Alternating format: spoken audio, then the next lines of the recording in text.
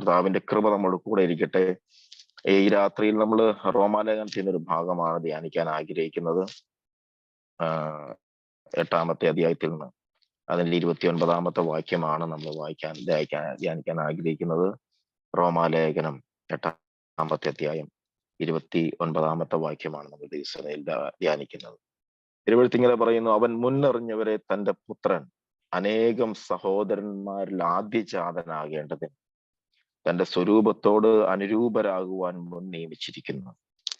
മുൻ നിയമിച്ചവരെ വിളിച്ചവരെ നീതീകരിച്ചും നീതീകരിച്ചവരെ തേജസ്കരിച്ചും ഇരിക്കുന്നു.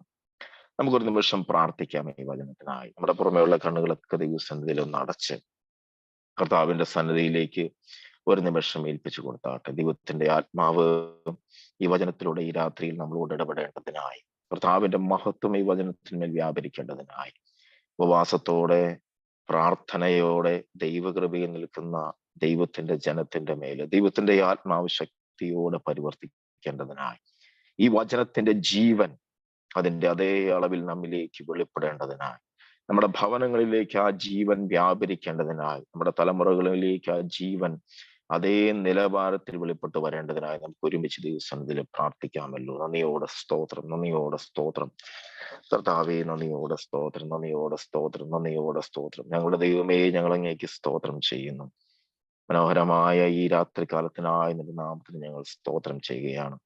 അത്ഭുതകരമായി നിന്റെ കുഞ്ഞുങ്ങളെ നടത്തുന്ന ദൈവമാകിയാൽ നന്ദിയോടെ സ്തോത്രം. ഉപവാസത്തോടും പ്രാർത്ഥനയോടും കൂടെ തിരുസന്നിധിയിൽ 7 ദിവസകാലം 7 പകലും 7 രാത്രിയിൽ നിന്റെ മുമ്പിലായിരിക്കുന്ന എന്റെ കുഞ്ഞുങ്ങളെ ഓർത്ത് പ്രാർത്ഥിക്കുന്നു. കർത്താവ് അനുഗ്രഹിക്കുമാറാകണമേ. ദൈവകൃപ അവരോട് കൂടെ ഇരിക്കേണ്ടതിനായി പ്രാർത്ഥിക്കുന്നു. ഈ കാലഘട്ടത്തിലും കർത്താവിന്റെ നാമത്തിന് വേണ്ടി അവരുടെ എഫോർട്ടിനെ ദൈവത്തിന്റെ ആത്മാവ് കാണുന്നതിനായി സ്തോത്രം. ദൈവത്തിന്റെ മഹത്വം അവരുടെ കൂടെ ഇരിക്കേണ്ടതിനായി ഞങ്ങൾ അങ്ങോട്ട് പ്രാർത്ഥിക്കുന്നു. ദൈവാത്മാവില ഞങ്ങൾ ഒരുപോലെ അനുഗ്രഹിച്ചാട്ടെ. നിന്റെ വചനത്തിലൂടെ ഞങ്ങളോട് സംസാരിച്ചാട്ടെ. ദൈവകൃപയെ ഞങ്ങളെ സൂക്ഷിച്ചാട്ടെ. ഒരുപോലെ ഞങ്ങളെ മാനിക്കുന്നതിനായി നന്ദി പറയുന്നപ്പ യേശുവിൻ നാമത്തിൽ തന്നെ ആമേൻ, ആമേൻ. വാസ്തവത്തില് ഈ സൂം മീറ്റിങ്ങില് വളരെ കുറച്ചാണ് ഞാൻ പങ്കെടുത്തിട്ടുള്ളൂ. അതിൻ്റെതായ ചില പരിമിതികൾ എൻ്റെ ശബ്ദത്തിലും എൻ്റെ സംസാരത്തിലും നിങ്ങൾക്ക് ശ്രദ്ധിക്കാൻ പറ്റും. പൊതുവെ സഭയിലുള്ള മീറ്റിങ്ങുകളിലാണ് ഞാൻ കൂടുതലും സംസാരിക്കാറ്. സൂം മീറ്റിങ്ങില് എൻ്റെ ഓർമ്മ ശരിയാണെങ്കിൽ രണ്ടാമത്തെ തവണയാണെന്ന് തോന്നുന്നു. അപ്പൊ അതുകൊണ്ട് തന്നെ എൻ്റെ ശബ്ദത്തിലും എൻ്റെ വോയിസിനകത്തൊക്കെ അത് പ്രകടമായിട്ട് കാണാൻ കഴിയും. ദൈവനാമത്തിൽ ഞാൻ അതിനു മുമ്പായി ക്ഷമ ചോദിക്കുന്നു. അപ്പോസ്തല കർത്താവിന്റെ ദാസനായ പൗലോസ്ലീഹ റോമാ സഭയ്ക്ക് ലേഖനം എഴുതുമ്പോൾ 8-ാമത്തെ അധ്യായത്തിലെ 29-ാമത്തെ വാക്യത്തിൽ പരിശുദ്ധാത്മാവ് നമ്മളോട് പറഞ്ഞിരിക്കുന്ന കാര്യമാണ് നാം ഈ രാത്രിയിലെ വചനധ്യാനത്തിൽ വായിച്ചത്. വാസ്തവത്തിൽ ഈ റോമാ ലേഖനം എന്ന് പറയുന്നത് അത്ഭുതങ്ങളുടെ ഒരു കലവറയാണ്. അത്ഭുതങ്ങളുടെ ഒരു കലവറ, ദൈവശബ്ദത്തിന്റെ കലവറയാണ് റോമാലേഖനം. അനവധി തവണ പരിശുദ്ധാത്മാവ് വ്യക്തമായി നമ്മളോട് കർത്താവിന്റെ സാന്നിധ്യത്തെക്കുറിച്ചും കർത്താവിന്റെ വീണ്ടെടുപ്പിനെ കുറിച്ചും കർത്താവ് നമ്മൾ എങ്ങനെയാകാൻ ആഗ്രഹിക്കുന്നത് എന്നതിനെ കുറിച്ചൊക്കെ വ്യക്തമായിട്ട് ദൈവത്തിന്റെ ആത്മാവ് പറഞ്ഞിരിക്കുന്ന ഒരു ലേഖനമാണ് റോമാലേഖനം. തിരുവെഴുത്ത് പറയുന്നത് കണ്ടോ, അവൻ മുന്നറിഞ്ഞവരെ തന്റെ പുത്രൻ അനേകം സഹോദരന്മാരിൽ ആദ്യജാതനാകേണ്ടതിന് തന്റെ സ്വരൂപത്തോട് അനുരൂപരാകുവാൻ നമ്മെ മുൻ നിയമിച്ചിരിക്കുന്നു. വാസ്തവത്തിൽ ഇതപ്പം ദൈവം നമ്മെ കണ്ടിരിക്കുന്നത് എന്തിനാ? ഈ ഭാഗം വായിച്ചിട്ട് നമ്മൾ കർത്താവിനോട് ചോദിച്ചേ, വാസ്തവത്തിൽ അങ്ങ് എന്നെ എന്തിനാ കണ്ടിരിക്കുന്നത്, അങ്ങനെ എന്തിനാ എന്നെ കണ്ടിരിക്കുന്നത് എന്ന് ദൈവത്തോട് ചോദിച്ചാൽ ദൈവം എന്താ പറയുക? അവന്റെ പുത്രന്റെ സ്വരൂപത്തോട് അനുരൂപരാകണം. അപ്പൊ അതിൽ കുറഞ്ഞൊന്നും സ്വർഗം നമ്മിൽ നിന്ന് ആഗ്രഹിക്കുന്നില്ല. വാസ്തവത്തിൽ നമുക്ക് കർത്താവിന്റെ അടുക്കിലേക്ക് വരുമ്പോൾ ഒരുപാട് കാര്യങ്ങൾ നമുക്ക് ആവശ്യമുണ്ടെങ്കിലും, നമ്മുടെ വ്യക്തിപരമായ ജീവിതത്തിലും നമ്മുടെ പേഴ്സണൽ ആയിട്ടുള്ള ആവശ്യങ്ങൾ ഒരുപാട് കാര്യങ്ങൾ നമുക്കുണ്ടെങ്കിലും ദൈവം നമ്മിൽ നിന്ന് ആഗ്രഹിക്കുന്നത് എന്താ? ഞാനെന്ന വ്യക്തി എന്തായി തീരണമെന്നാണ് ദൈവം ആഗ്രഹിക്കുന്നത്. കർത്താവിന്റെ ദാസനായ പൗലോസ്ലീഹ എഫേസ്യ സഭയ്ക്ക് ലേഖനം എഴുതുമ്പോൾ ഇങ്ങനെയാ പറയുന്നത്, പിതാവായ ദൈവം നമ്മെ തിരഞ്ഞെടുത്തു, പുത്രൻ നമ്മെ വീണ്ടെടുത്തു, അതുകൊണ്ട് പരിശുദ്ധാത്മാവാം ദൈവത്താൽ നമ്മെ മുദ്രയിട്ടിരിക്കുന്നു. അപ്പം പരിശുദ്ധ ത്രിയേക ദൈവത്തിന്റെ ഇടപെടലും ദൈവിക സാന്നിധ്യത്താലുമാണ് നമ്മൾ കർത്താവിനെ അറിഞ്ഞത്. ഇല്ലേ? ഞാനും എന്നെ കേൾക്കുന്ന നിങ്ങളും ഈ വചനം ഇന്ന് കേൾക്കുന്നുണ്ടെങ്കിൽ, ദൈവസന്നിധിയിലാകുന്നുണ്ടെങ്കിൽ, അതിന്റെ പുറകിലുള്ള ഏക കാരണം പരിശുദ്ധ ത്രിയേക ദൈവമാണ്. പരിശുദ്ധ ത്രിയേക ദൈവമാണ്. ഈ പരിശുദ്ധ ത്രിയേക ദൈവം നമ്മിൽ നിന്ന് ആഗ്രഹിക്കുന്നത് എന്താ? നാം ദൈവത്തിൽ നിന്ന് ഒരുപാട് ആഗ്രഹിക്കുന്നവരാ. നമ്മുടെ പേഴ്സണൽ പ്രശ്നങ്ങള്, നമ്മുടെ വിഷയങ്ങള്, രോഗം, ദുഃഖം, ഭാരം, പ്രയാസം, എന്താ പറയുക, സാമ്പത്തിക വിഷയങ്ങള്, പല വിഷയങ്ങളും നമ്മൾ ദൈവത്തിൽ നിന്ന് ആഗ്രഹിക്കുന്നവരാ. അതിനൊരു പരിഹാരം ആഗ്രഹിക്കുന്നവരാ. എന്നാൽ ദൈവം നമ്മിൽ നിന്ന് എന്താ ആഗ്രഹിക്കുന്നത് നാം എപ്പോഴെങ്കിലും ആലോചിച്ചിട്ടുണ്ടോ? വാസ്തവത്തിൽ എന്നിൽ നിന്ന് എന്റെ ദൈവം എന്താണ് ആഗ്രഹിക്കുന്നത്? ഞാൻ ഇന്ന് ഞങ്ങളുടെ സഭയിൽ പറഞ്ഞൊരു കാര്യമാണ്, ദൈവത്തിന് നമ്മളെ കുറിച്ച് വലിയ സ്വപ്നങ്ങൾ ഉണ്ടെന്ന് നാം വിശ്വസിക്കണം. ഏറ്റവും ആദ്യം വേണ്ടത് അതാ. അനുഗ്രഹിക്കപ്പെട്ട ഒരു ദൈവപൈതലിനെ സംബന്ധിച്ച് ആ ദൈവപൈതലിന് ഏറ്റവും ആദ്യം വേണ്ട വിശ്വാസം, എനിക്ക് എന്നെ കുറിച്ച് സ്വപ്നങ്ങൾ വലിയ കാര്യമായിട്ടില്ലെങ്കിലും എന്നെക്കുറിച്ച് എന്നെ കരുതുന്ന ദൈവത്തിന് വലിയ സ്വപ്നങ്ങളുണ്ടെന്ന് നാം വിശ്വസിക്കണം. ആ സ്വപ്നത്തിൽ ഒരു സ്വപ്നമാണ് യേശുക്രിസ്തുവിന്റെ രൂപത്തോട് സാമ്യപ്പെടുത്തുവാൻ ദൈവം നമ്മളെ തെരഞ്ഞെടുത്തിരിക്കുന്നു. അതുകൊണ്ടാണ് തിരുവെഴുത്ത് ഇങ്ങനെ പറയുന്നത്, തേജസ്സിന്റെ മേൽ തേജസ് പ്രാപിച്ച് നാമും അതേ പ്രതിമയായി രൂപാന്തരപ്പെടുന്നു. അതേ പ്രതിമയായി നാമും രൂപാന്തരപ്പെടുന്നു. അപ്പൊ ക്രിസ്തുവേശുവിന് തുല്യരായി, ക്രിസ്തുവിന്റെ തലയോളം വളരണമെന്നൊരു ഭാഗത്ത് പറയുമ്പോൾ ക്രിസ്തുവേശുവിന്റെ തലയോളം വളരുന്ന ഒരു സ്ഥിതിയിലേക്ക് ഓരോ ദൈവപൈതലും എത്തണമെന്ന് ഉള്ള ഒരു ഉറച്ച തീരുമാനം ആരുടേതാ?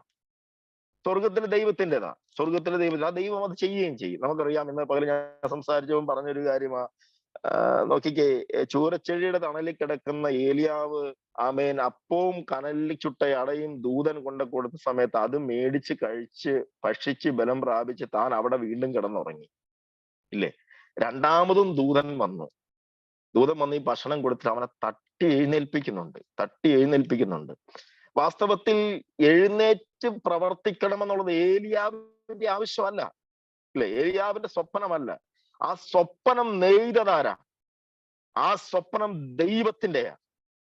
അതുകൊണ്ടാണ് ദൂതനെ പരിശുദ്ധാത്മാവ് അയക്കുന്നത്. ഞാനും നിങ്ങളും എന്തായി തീരണമെന്നുള്ള സ്വപ്നം എന്നത് എന്നെക്കാളും നിങ്ങളെക്കാളും ഉപരി ആമേൻ സർവശക്തനായ ദൈവത്തിന്റെ സ്വപ്നമാണെന്ന് നാം വിശ്വസിക്കണം. ദൈവത്തിന്റെ സ്വപ്നമാണെന്ന് നാം വിശ്വസിക്കണം. അങ്ങനെ ഒരു വിശ്വാസമാണ് നമ്മുടെ ഉള്ളിൽ വേണ്ടത്. ഞാനിങ്ങനെ പറയാൻ ആഗ്രഹിക്കുന്നു, വാസ്തവത്തിൽ ഈ ഉപവാസ പ്രാർത്ഥനയിൽ ഇരിക്കണമെന്നുള്ളത് നിങ്ങൾ കുറച്ച് ദൈവദാസിമാരുടെ അല്ലെങ്കിൽ ദൈവദാസന്മാരുടെ കാലങ്ങൾക്ക് മുമ്പ് എടുത്ത തീരുമാനമൊന്നും അല്ല, അല്ലേ? കുറെ കാലങ്ങൾക്ക് മുമ്പ് ഇന്ന ദിവസം, ഇന്ന മാസം, ഇന്ന ദിവസങ്ങളിൽ ഉപവാസ പ്രാർത്ഥന എടുക്കണമെന്ന് എടുത്ത തീരുമാനമൊന്നും അല്ല. വാസ്തവത്തിൽ നിങ്ങൾ ഉപവാസം എടുക്കണമെന്നും പ്രാർത്ഥിക്കണമെന്നുള്ള തീരുമാനം ആരുടെയാ? ദൈവാത്മാവിന്റെ അല്ലേ? ഈ ദൈവാത്മാവല്ലേ നിങ്ങളെ ഇങ്ങനെ ഇരുത്തിയിരിക്കുന്നത്? ഒരു നേരം ഭക്ഷണം കഴിച്ചില്ലെങ്കിൽ തളർന്നു വീഴുന്ന നമ്മുടെ സഹോദരങ്ങള് വാസ്തവത്തിൽ ഇത്രയും ദിവസമായിട്ടും പരിശുദ്ധാത്മാവിൽ ബലം പ്രാപിച്ചു നിൽക്കുന്നതിന്റെ കാര്യം അതല്ലേ? പരിശുദ്ധാത്മാവല്ലേ ഇതിന്റെ. അപ്പം ഈ പ്രാർത്ഥനയുടെ പുറകിൽ പോലും ദൈവത്തിന് വ്യക്തമായ സ്വപ്നങ്ങളുണ്ട് നിങ്ങളെക്കുറിച്ച്. വ്യക്തമായ സ്വപ്നങ്ങളുണ്ട്. എന്റെ പ്രിയ സഹോദരിമാരെ, ദൈവത്തിന്റെ ദാസന്മാരെ, പരിശുദ്ധാത്മാവിന് നിങ്ങളെ കുറിച്ചുള്ള സ്വപ്നത്തിന്റെ പൂർണ്ണതയിലേക്ക് ഈ നാളിൽ അവൻ നമ്മെ കൊണ്ടുപോകും. ഒരു സംശയം വേണ്ട. വാസ്തവത്തിൽ അടിമദേശമായ മിസ്രൈമിൽ നിന്നും ആമേൻ അടിമത്വത്തിന്റെ നുകം ദൈവത്തിന്റെ ആത്മാവ് പൊട്ടിച്ചു. ഈ നുകം പൊട്ടിച്ച ഈ ജനം ദൈവദാസനായ മോശയുടെ നേതൃത്വത്തിൽ മുന്നോട്ട് നീങ്ങി. മോശയുടെ നേതൃത്വത്തിൽ മുന്നോട്ട് നീങ്ങുമ്പോഴും ആമേൻ ചെങ്കടൽ കടന്ന ശേഷമാണ് ഈ ജനത്തോട് ദൈവത്തിന്റെ ആത്മാവ് ആദ്യം സംസാരിക്കുന്നത്. ചെങ്കടൽ സ്നാനത്തിന്റെ വലിയൊരു മുൻകുറിയാ, അല്ലെ? നമുക്കറിയാം, ചെങ്കടൽ കടന്ന ശേഷമാണ് ഈ ജനത്തോട് ദൈവം നേരിട്ട് സംസാരിക്കുന്നത് പോലും. വാസ്തവത്തിൽ ഈ ജനം എങ്ങോട്ടാ യാത്ര ചെയ്യുന്നത്? ഈ ജനം, ഇവർക്ക് ലഭിച്ച വലിയൊരു വാഗ്ദത്തമുണ്ട്. ഇവരുടെ പിതാക്കന്മാർക്ക് ലഭിച്ച, അബ്രഹാം മുതൽ ഇങ്ങോട്ട് ലഭിച്ച വലിയൊരു വാഗ്ദത്തത്തിലേക്ക് നടന്നു നീങ്ങുന്ന ഒരു തലമുറയാ ഇവര്. വലിയൊരു വാഗ്ദത്തത്തിലേക്ക് നടന്നു നീങ്ങുന്ന ഒരു തലമുറയാ. പക്ഷെ ഇവരുടെ ജീവിതത്തിൽ ആമേൻ അടിമദേശമായ മിസ്രൈമിൽ നിന്നും അടിമത്തത്തിന്റെ മുഖം പൊട്ടിച്ച് പുറത്തിറങ്ങിയെങ്കിലും ആമേൻ ദൈവത്തിന്റെ വചനം സസൂക്ഷ്മം വീക്ഷിക്കുമ്പോൾ ആമേൻ ഇവരിൽ മിക്ക പേരും എന്തോ ചെയ്തില്ല, വാഗ്ദത്തത്തിൽ കടന്നില്ല. 4 തലമുറ അടിമദേശത്തിൽ ആമേൻ മിസ്രൈമിൽ കഴിഞ്ഞു എന്ന് പറഞ്ഞാൽ ഇവരിൽ ഇപ്പം വ്യാപരിക്കുന്നത് എന്താ? ഇവരുടെ ജീവിതത്തിൽ വന്ന കൈപ്പിഴകളാണ് ഇവരെ ആമേൻ ദൈവത്തിന്റെ ആത്മാവ് കൊടുത്ത വാഗ്ദത്തത്തിൽ ഇവരെ എത്തിക്കാതെ പോയത്. ഈ ഭാഗം തന്നെ എബ്രായലേഖനം പറയുന്നത്, ദൈവത്തിന്റെ ആത്മാവ് പറയുന്നത് കൊണ്ടോ, അവർ എന്റെ സ്വസ്ഥതയിൽ പ്രവേശിക്കുമെന്ന് ഞാൻ അവരോട് സത്യം ചെയ്തുവെങ്കിലും ആമേൻ അവർ എപ്പോഴും തെറ്റിപ്പോകുന്ന ഹൃദയമുള്ളവരും എന്റെ വഴികൾ അറിയാത്തവരുമെന്ന് ഞാൻ പറഞ്ഞു. അതുകൊണ്ട് അവർ എന്റെ സ്വസ്ഥതയിൽ പ്രവേശിക്കുകയില്ല എന്ന് ഞാൻ എന്റെ ക്രോധത്തിൽ സത്യം ചെയ്തു. ഈ ഭാഗം നമ്മളുമായിട്ടൊന്ന് ചേർത്ത് വെച്ച് പഠിച്ചു നോക്കിക്കേ. നമ്മളും വലിയ വാക്തത്വമുള്ളവരാ നാം ഈ വാക്തത്വത്തിലേക്ക് നീങ്ങിക്കൊണ്ടിരിക്കുന്ന കാലഘട്ടത്തിൽ ദൈവത്തിന് നമ്മളെ കുറിച്ച് സ്വപ്നമുണ്ടെങ്കിലും ആമേൻ ഈ സ്വപ്നത്തിലേക്ക് നമ്മളെ എത്തിക്കാൻ കഴിയാതെ വണ്ണം നമ്മെ തടയുന്ന ഒരു മണ്ഡലം വേറെ ഇല്ലേ? വാസ്തവത്തിൽ ഈ അടിമദേശമായ മിസ്രൈമിൽ 400 സംവത്സരം 4 തലമുറ കിടന്നെന്ന് പറയുമ്പോൾ ഇവരുടെ ആമേൻ സ്വഭാവം ഇപ്പോഴെങ്ങനെയാ? അടിമദേശമായ മിസ്രൈമിൽ 4 തലമുറ ഇവർ ജീവിച്ചു എന്ന് ദൈവത്തിന്റെ വചനം പഠിപ്പിക്കുമ്പോൾ ഇപ്പോൾ ഇവരുടെ സ്വഭാവം എങ്ങനെയാ? അപ്പനായ ആമേൻ ജോസഫിന്റെ കാലഘട്ടം മുതൽ ഇങ്ങോട്ട് ആ തലമുറയിൽ ഉണ്ടായിരുന്ന സ്വഭാവമാണോ 4ാമത്തെ തലമുറയിലേക്ക് വരുമ്പോൾ? ഒരു അടിമയുടെ സംസ്കാരമാണ് ഇവരിൽ ഇപ്പൊ നിലവിലുള്ളത്. അല്ലേ? എന്ന് ചിന്തിച്ച് നോക്കിയേ. 1ാമത്തെ തലമുറ ജോസഫിന്റെ സഹോദരങ്ങളുടെ തലമുറ. അവർ കർത്താവിനെ അറിഞ്ഞവരാ, ദൈവത്തെ അറിഞ്ഞവരാ. ദൈവത്തെ അറിഞ്ഞ് ദൈവത്തെ സ്നേഹിച്ച് നിന്നവരാ. ആ തലമുറയിൽ ദൈവത്തെ അറിയാം. 2ാമത്തെ തലമുറ ജോസഫിന്റെ സഹോദരങ്ങളുടെ മക്കളിലേക്ക് വന്നപ്പം ഇവരൊരു പക്ഷെ പറഞ്ഞു കൊടുത്തു കാണും ജോസഫിനെ, പിതാവിന്റെ അപ്പനെ കുറിച്ച്, ഇല്ലെങ്കിൽ ദൈവത്തെ കുറിച്ച് പറഞ്ഞു കൊടുത്തു കാണാം. എന്നാൽ തിരുവെഴുത്ത് പറയുന്നത് ജോസഫിനെ അറിയാത്ത ഒരു രാജാവ് അവിടെ ഭരിച്ചു. അല്ലെ? ജോസഫിനെ അറിയാത്ത ഒരു രാജാവ് ഭരിച്ച കാലഘട്ടത്തിൽ ഇവരെന്തോ ചെയ്തു? അടിമദേശത്തേക്ക് കൊണ്ടുപോയി. 4ാമത്തെ തലമുറ വന്നപ്പോഴേക്കും ഈ കുഞ്ഞുങ്ങൾ ജനിച്ചു വീഴുന്ന കാലം മുതൽ എന്താ കാണുന്നത്? ഇവര് ജനിച്ചു വീഴുന്ന കാലം മുതൽ ഇവരെന്താ കാണുന്നത്? ഇവര് കാണുന്നത് അപ്പനും അമ്മയും ഇഷ്ടികക്കളത്തിൽ കിടന്ന് അടികൊള്ളുന്നതാ കാണുന്നത്. ഇവർ അടിമയുടെ സംസ്കാരമായി ജനിച്ച ഇവർ, അടിമയായി ജീവിച്ച ഇവർ, അടിമയായി തന്നെ ജീവിച്ചു പോന്ന ഇവർ ആമേൻ വാഗ്ദത്ത ദേശത്തേക്ക് മോശയുടെ കൈപിടിച്ച് യാത്ര ചെയ്യുമ്പം ഈ അടിമയുടെ സംസ്കാരവുമായിട്ട് ഇവർക്ക് വാഗ്ദത്ത ദേശത്തേക്ക് പോകാൻ കഴിയുമോ? ചിന്തിച്ച് നോക്കിയേ. ശരിയല്ല ഞാൻ പറഞ്ഞേ? ഒരു അടിമയുടെ സംസ്കാരവുമായിട്ട് ഇവർക്ക് വാഗ്ദത്ത ദേശത്തേക്ക് പോകാൻ കഴിയുമോ? കാരണം ഈ വാഗ്ദത്ത ദേശം ദൈവം നൽകിയ ദേശമാണ്. ദൈവം പിതാക്കന്മാർക്ക് കൊടുക്കാമെന്ന് വാഗ്ദത്തം ചെയ്ത ദേശമാണ്. ആ ദേശത്തേക്ക് ഇവർ യാത്ര ചെയ്യണമെങ്കിൽ ആദ്യമടി ഇവരുടെ സംസ്കാരം മാറണം. അതെങ്ങനെയാ മാറുന്നത്? നിരന്തരമായി ദൈവവുമായിട്ടുള്ള ഇടപെടലുകളിലും ദൈവത്തോടുള്ള സമ്പർക്കത്തിലൂടെയാണ് ഇവരുടെ ഈ സംസ്കാരം മാറി വരേണ്ടത്. അങ്ങനെയാണ് ഇവര് മാറി വരേണ്ടത്. വാഗ്ദത്ത ദേശത്ത് നിന്ന് ഇവരുടെ യാത്രയിൽ ദൈവം ദിനംതോറും ഇവരോട് പറയുന്ന ആലോചനകളിലും ദൈവം ദിനംതോറും ഇവരോട് പറയുന്ന വാഗ്ദത്തങ്ങളിലുമാണ് ഇവരുടെ സംസ്കാരം മാറി ആമേൻ ഇവർ ദൈവരാജ്യത്തിന് കൊള്ളാവുന്ന നല്ല ഒരു ദൈവ പൈതലായി മാറേണ്ടത്. അവിടെയാണ് ഈ ജനം തകർന്നു പോയത്. ഇവരുടെ ജീവിതം തകർന്നു പോയത് അവിടെയാ. വാസ്തവത്തിൽ ആ ഭാഗങ്ങളൊക്കെ ചിന്തിക്കുമ്പോൾ നമുക്ക് വലിയ ഭയം തോന്നും. നമ്മുടെ പൊതുവായുള്ള കാഴ്ചപ്പാട് ഈ അടിമച്ചങ്ങല പൊട്ടുക എന്ന് പറഞ്ഞാൽ അതോടുകൂടി സകലതും കഴിഞ്ഞു എന്നാണ് നമ്മുടെ എല്ലാം പൊതുവായ ഒരു ധാരണ. വാസ്തവത്തിൽ ആത്മീയ ജീവിതത്തിന്റെ തുടക്കമാണത്. അല്ലെ? അടിമദേശത്തു നിന്ന് പുറപ്പെടുക എന്ന് പറഞ്ഞാൽ വാസ്തവത്തിൽ വിശ്വാസ ജീവിതത്തിന്റെ തുടക്കമാണ്. ഈ തുടക്കം കഴിഞ്ഞിട്ട് ആമേൻ ഇവർ നടന്നു നീങ്ങുന്ന ഓരോ മേഖലകളും വ്യക്തമായി പഠിക്കണം. ദൈവത്തിന്റെ സ്വപ്നമായിരുന്നു ഇവരെ വാഗ്ദത്തദേശത്ത് എത്തിക്കുക എന്നുള്ളത്. ഇവർ നടക്കുന്ന ഓരോ മേഖലകളും ഒന്ന് ഇഴതിരിച്ച് പഠിക്കണം. ഇവർ ദൈവത്തിന്റെ ജനം ആമേൻ ചെങ്കടൽ കടന്ന ശേഷമാണ് ദൈവം ഇവരോട് സംസാരിക്കുന്നത് പോലും. അർത്ഥം ദൈവ ശബ്ദം കേൾക്കാനുള്ള ഏറ്റവും കുറഞ്ഞ മിനിമം യോഗ്യത അവൻ വെള്ളത്തിൽ കൂടെ കടക്കുക എന്നുള്ളതാണ്. മിനിമ യോഗ്യതയാണ്, മിനിമ യോഗ്യത. അതിനു മുമ്പ് ദൈവം ഇവരോട് നേരിട്ട് സംസാരിച്ചോ? മോശയോടും അഹരോനോടും അല്ലാതെ ദൈവം ഇവരോട് നേരിട്ട് സംസാരിച്ചോ? ഈ ജനം ഈ ചെങ്കടൽ കടന്ന് മരുഭൂമിയിലേക്ക് കാലെടുത്ത് വെക്കുമ്പോഴാണ് ദൈവത്തിന്റെ ശബ്ദം ഇവർ കേൾക്കുന്നത്. ദൈവശബ്ദം കേട്ട് ഈ ജനം നടന്നു നീങ്ങുന്ന ഓരോ മേഖലകളും പഠിച്ചു നോക്കിക്കേ. പരിശുദ്ധാത്മാവ് ഇവരോട് പറയുന്നത് എന്താ? നിങ്ങളുടെ ജീവിതത്തിൽ ഇന്ന മാറ്റം നിങ്ങൾ കൊണ്ടുവരണം, ഇന്ന രീതിയിൽ നിങ്ങളുടെ ജീവിതം നിങ്ങൾ മാറണം. നിയമങ്ങളും കൽപ്പനകളും പ്രമാണങ്ങളും കൊടുക്കുമ്പോൾ അതിന്റെ ഏക തുക എന്താ? ദൈവത്തിന് ഇഷ്ടമുള്ള ഒരു തലമുറയായി ഇവര് മാറണമെന്നല്ലേ?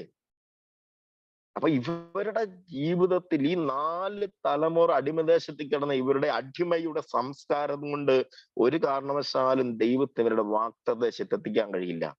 ഇതുപോലെയല്ലേ വാസ്തവം പറഞ്ഞാൽ എന്റെയും നിങ്ങളുടെയൊക്കെ അവസ്ഥ. നമ്മൾ ഈ ഭാഗമൊക്കെ ഈ പുതിയ നിയമ വിശ്വാസികളായ നമുക്കുള്ള ഏറ്റവും വലിയ അനുഗ്രഹം, നമ്മുടെ ഏത് ചിന്തയും അതിന് തെളിവായിട്ട് പഴയ നിയമത്തിൽ പരിശുദ്ധാത്മാവ് ഇങ്ങനെ വെച്ചിട്ടുണ്ട്. നമുക്ക് എടുത്ത് പഠിച്ചാൽ മതി. വാഗ്ദത്തം കേട്ടവരാ നാം, രക്ഷിക്കപ്പെട്ട് സ്നാനപ്പെട്ടവരാ നാം, ഒരു വാഗ്ദത്ത ദേശത്തേക്ക് യാത്ര ചെയ്യുന്നവരാ നാം. നമ്മുടെ ഈ സ്വഭാവം കൊണ്ട് നമുക്ക് എന്തോ ചെയ്യാൻ കഴിയില്ല. ഇപ്പം നമ്മിൽ നിലനിൽക്കുന്ന ഒരുപാട് ഗുണങ്ങളും ഗുണമില്ലാത്തതുമായ സ്വഭാവങ്ങൾ നമുക്കുണ്ട്. ഇതുകൊണ്ട് നമുക്ക് എന്തോ ചെയ്യാൻ കഴിയില്ല. നമുക്ക് ഒരിക്കലും കർത്താവിന്റെ വാഗ്ദത്തദേശത്ത് കാല് കുത്താൻ കഴിയില്ല. വരുംകാലത്ത് തെളിയിക്കാം ഞാൻ ആ ഭാഗം. നോക്കിക്കേ, ഇത് മാറുന്നതിന് വേണ്ടിയാണ് ദൈവത്തിന്റെ ആത്മാവ് ദിനംതോറും നമ്മളോട് ഇടപെട്ടുകൊണ്ടിരിക്കുന്നത്. വചനത്തിലൂടെയും പ്രാർത്ഥനയിലൂടെയും ആരാധനയിലൂടെയും ദൈവദാസന്മാരിലൂടെയും കർത്താവിന്റെ ആലോചനയിലൂടെയും നമ്മെ ഇങ്ങനെ ചെയ്യരുത്, ഇങ്ങനെ ചെയ്യണം, ഇങ്ങനെ തന്നെ പോണമെന്ന് പറയുന്നതിന്റെ സാരമിതാ.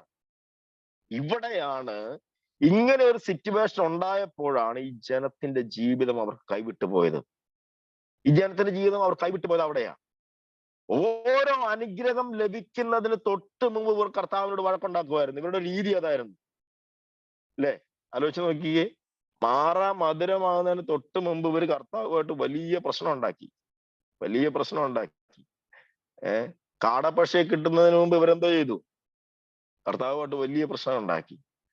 ഇവരുടെ ജീവിതത്തിൽ ദൈവം ഒരു നന്മ കൊടുക്കണമെന്ന് ദൈവം തീരുമാനിക്കുന്നതിന് തൊട്ട് മുമ്പ് ഈ ജനം കർത്താവുമായിട്ട് വലിയ പ്രശ്നം ഉണ്ടാക്കുമായിരുന്നു. അങ്ങനെ നടന്നു നീങ്ങിയ ഒരു തലമുറ എവിടെ ചെന്ന് ചേർന്നു? എന്റെയും നിങ്ങളുടെയും വ്യക്തിപരമായ ജീവിതത്തിൽ നാം ദൈവത്തോട് മറുതലിക്കാൻ നിൽക്കുന്നതിന് മുമ്പ് ദൈവത്തിന് സ്വപ്നം എന്നെ കുറിച്ച് എന്താണെന്നുള്ള ചിന്ത നമ്മുടെ ആദ്യം വരണം. വേണ്ടേ? അങ്ങനെ തന്നെ നാം പറയണം. കർത്താവ് ഇവർക്കൊരു നന്മ കൊടുക്കുന്നതിന് തൊട്ടടുത്ത് എത്തുന്നതിന് മുമ്പ് ഇവര് കർത്താവുമായിട്ട് വഴക്കുണ്ടാക്കും എന്ന് പറഞ്ഞ് കർത്താവ് കൊടുക്കാതിരുന്നിട്ടുണ്ടോ?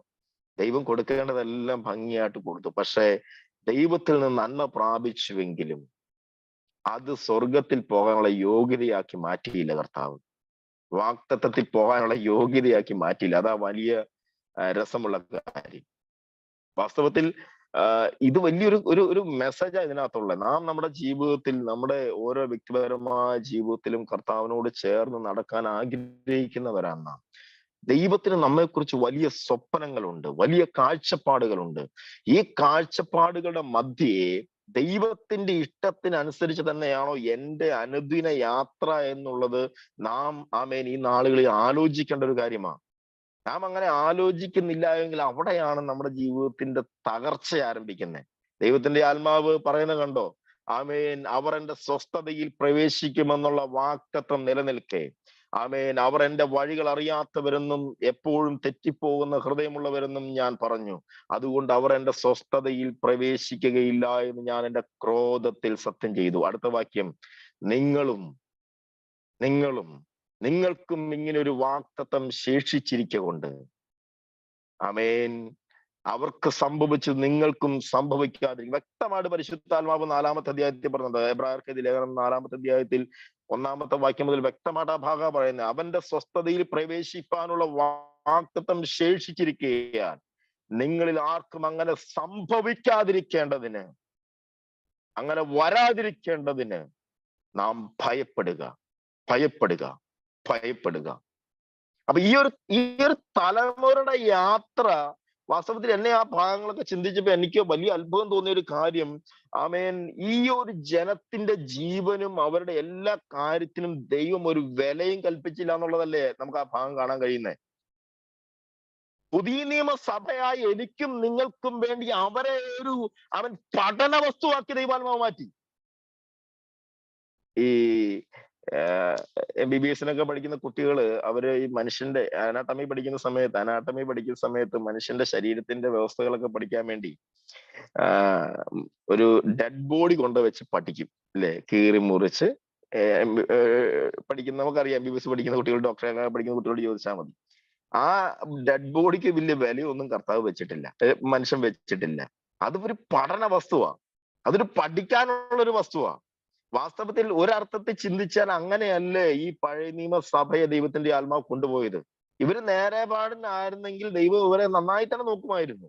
എന്നാൽ പുതിയ ക്രിസ്തുവേശുവിന്റെ പരിശുദ്ധ രക്തത്താൽ വീണ്ടെടുക്കപ്പെട്ട എനിക്കും നിങ്ങൾക്കും അവൻ പഠിക്കാനുള്ള ഒരു പഠന വസ്തുവാക്കി ഈ കാലഘട്ടത്തിൽ ദൈവം ആ സഭയെ നിർത്തിയിരിക്കുക.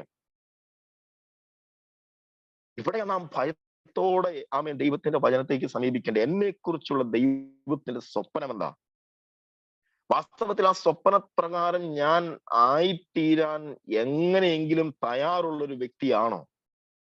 പ്രാർത്ഥനയാലും ഉപവാസത്താലും ഇരിക്കുന്ന എന്റെ സഹോദരങ്ങളോടാണ് ഞാൻ ചോദിക്കുന്നത്. കർത്താവിന്റെ സ്വപ്നപ്രകാരം ആയിത്തീരാൻ എപ്പോഴെങ്കിലും നമ്മൾ വില്ലിങ് ആയിട്ടുണ്ടോ? അറ്റ്ലീസ്റ്റ് നമ്മുടെ പേഴ്സണൽ പ്രാർത്ഥനയിലെങ്കിലും ദൈവമേ അങ്ങയുടെ സ്വപ്നപ്രകാരം എന്നെ ആക്കി തീർക്കണമെന്നൊരു പ്രാർത്ഥന നമ്മുടെ ജീവിതത്തിൽ വന്നിട്ടുണ്ടോ? ഇത് വലിയ വലിയ വലിയ വിപ്ലവം സൃഷ്ടിക്കുന്ന കാര്യങ്ങളൊന്നുമല്ല. എങ്കിൽ തന്നെയും വലിയ സിമ്പിൾ ആയിട്ട് തന്നെ ഒരു കാര്യം പറയാം. നമ്മൾ ഇങ്ങനെ ഒരു നിലപാടിൽ പോയി കഴിഞ്ഞാൽ നമുക്ക് മുന്നേ സഞ്ചരിച്ച സഭയ്ക്ക് പറ്റിയ അതേ അവസ്ഥ തന്നെ നമ്മുടെ ജീവിതത്തിലേക്ക് കടന്നു വരും. അത് വാണിംഗ് ആയിട്ട് ദൈവാത്മാവ് ഈ ഭാഗം കാണിക്കുന്നത്. കർത്താവിനെ നമ്മളെ കുറിച്ചുള്ള സ്വപ്നം ക്രിസ്തുവേശുവിനെ പോലെ തേജസ് പ്രാപിക്കണം എന്നുള്ളതാണ്. നാം തേജസ് ഉള്ളവരായി തീരണം. കർത്താവിന്റെ അതുകൊണ്ടല്ലേ റോമാലേഖനത്തിൽ നമ്മൾ വായിച്ചത്, അവന്റെ പുത്രന്റെ സ്വരൂപത്തോട് നമ്മെ അനുരൂപപ്പെടുത്തുവാൻ ഇതേ ഭാഗം ഉൽപ്പത്തി പുസ്തകത്തിൽ കാണാൻ കഴിയും. ഉൽപ്പത്തി പുസ്തകം എടുത്തു കഴിഞ്ഞാൽ കാണാൻ കഴിയും. അവിടെ ദൈവത്തിന്റെ തിരുസഭയിൽ പരിശുദ്ധ ത്രിയേക ദൈവത്തിന്റെ ഒരു മീറ്റിംഗ് കൂടിയിട്ട് പരിശുദ്ധ ത്രിയേക ദൈവം അരുളി ചെയ്യുന്ന ഒരു ഭാഗമുണ്ട്. അവിടെ എങ്ങനെയാ കാണാൻ കഴിയുന്നത്? വരുവിൻ, നമുക്ക് നമ്മുടെ സ്വരൂപത്തിലും സാദൃശ്യത്തിലും മനുഷ്യനെ സൃഷ്ടിക്കാം. അപ്പൊ പരിശുദ്ധ ത്രിയേക ദൈവം തന്റെ ജ്ഞാനത്തിന്റെ സഭയിൽ കൂടിയെടുത്ത ഒരു തീരുമാനമാണ്, ദൈവത്തിന്റെ സ്വരൂപത്തിലും ദൈവത്തിന്റെ സാദൃശ്യത്തിലും മനുഷ്യനെ ഉണ്ടാക്കണം. ഇല്ലേ? ദൈവത്തിന്റെ സ്വരൂപത്തിലും ദൈവത്തിന്റെ സാദൃശ്യത്തിലും മനുഷ്യനെ ഉണ്ടാക്കണം. അങ്ങനെ സൃഷ്ടിച്ച മനുഷ്യനാണ് നമ്മുടെ മൂത്ത പിതാവായ ആദമും ഹവ്വയും. അല്ലേ? അവരങ്ങനെയാ ദൈവം സൃഷ്ടിച്ചത്. നമ്മുടെ സ്വരൂപത്തിലും സാദൃശ്യത്തിലും മനുഷ്യനെ ഉണ്ടാക്കണം. ഇങ്ങനെ സൃഷ്ടിച്ച മനുഷ്യനും ദൈവവും തമ്മിലുള്ള ഒരു അഭേദ്യമായ ബന്ധമായിരുന്നു ഏദൻ തോട്ടത്തിൽ കണ്ടത്. ആദാമും ഹവ്വയും തമ്മിലുള്ള ആദാമും ദൈവവും തമ്മിലുള്ള ഒരു അഭേദ്യമായ ബന്ധം, വളരെ ശക്തമായ ഒരു ബന്ധം ഏദൻ തോട്ടത്തിൽ കാണാൻ കഴിയും. ദൈവമായിട്ടൊരു എന്താ പറയാ, മുഖാമുഖം കണ്ട് ദൈവത്തെ ആരാധിക്കുന്ന, ദൈവത്തോട് ചേർന്ന് നടക്കുന്ന ഒരു സവിശേഷ ഗുണം മറ്റാർക്കും ഭൂമിയിൽ കിട്ടാത്ത ഒരു സവിശേഷ ഗുണം നമ്മുടെ ആദമിനും ഹവ്വയ്ക്കും കിട്ടി. ഇങ്ങനെ ഇവർ ദൈവത്തോട് ചേർന്ന് നടക്കുന്ന ഒരു കാലഘട്ടം, വേദപണ്ഡിതന്മാരുടെ ഭാഷയിൽ പറഞ്ഞാൽ നിഷ്പാപയുഗം എന്ന് പറയും. പാപമില്ലാത്തൊരു കാലഘട്ടം. ദൈവത്തോട് ചേർന്ന് നടന്നു, ദൈവത്തോട് സംസാരിച്ചു. സന്ധ്യയാകുമ്പോഴേക്കും ദൈവം അവരുടെ അടുക്കൽ ഇറങ്ങി വന്നു. സൂര്യൻ മാറുമ്പോൾ ദൈവം അവരുടെ അടുക്കൽ ഇറങ്ങി വന്നു.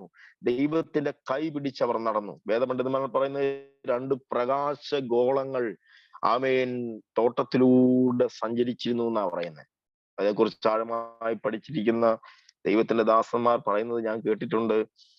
2 പ്രകാശ ഗോളങ്ങൾ ഏദൻ തോട്ടത്തിൽ കൂടെ നടന്നു. ഇങ്ങനെ നടക്കുന്ന ആദാമിനോടും ഹവ്വയോടും ദൈവം എന്താ പറഞ്ഞേ? ദൈവം ഒറ്റ കാര്യമേ പറഞ്ഞുള്ളൂ. അനുസരണമുള്ള ഒരു മക്കളായി ജീവിക്കുക. ദൈവത്തോടുള്ള ഒരു അനുസരണമാണ് അവിടെ കാണാൻ കഴിയുന്നത്. സകലതും നിങ്ങൾക്ക് കഴിക്കാം, സകലതും നിങ്ങൾക്ക് ചെയ്യാം, സകലതിന് മേലും വാടാൻ നിങ്ങൾക്ക് അധികാരമുണ്ട്. എന്നാൽ ഞാൻ നിങ്ങളോട് കൽപ്പിച്ചത് കഴിക്കാൻ നിങ്ങൾ തയ്യാറാവരുത്. ഏതാ തോട്ടത്തിന് നടുവിലുള്ള വൃക്ഷത്തിന്റെ ഫലം നിങ്ങൾ കഴിക്കരുത്. നമുക്ക് ആ ഭാഗങ്ങൾ നന്നായിട്ട് അറിയാം. അത് ലംഘിച്ചാൽ ആമേൻ മരണം വരും. വാസ്തവത്തിൽ ആമേൻ ആദമിന്റെ ജീവിതത്തിൽ സംഭവിച്ചത് എന്താ? ആദമിന്റെ ജീവിതത്തിൽ സംഭവിച്ചത് ദൈവകൽപ്പനയുടെ പരസ്യമായ ഒരു ലംഘനമാണ് തന്റെ ജീവിതത്തിൽ നടന്നത്. ആ ഒരു സംഭവം നടന്നത് എന്തിനാ? നമ്മള് പലപ്പോഴും ഇങ്ങനെ പറയാറുണ്ട്, ഈ ഈ ദൈവത്തിന്റെ മക്കളുടെ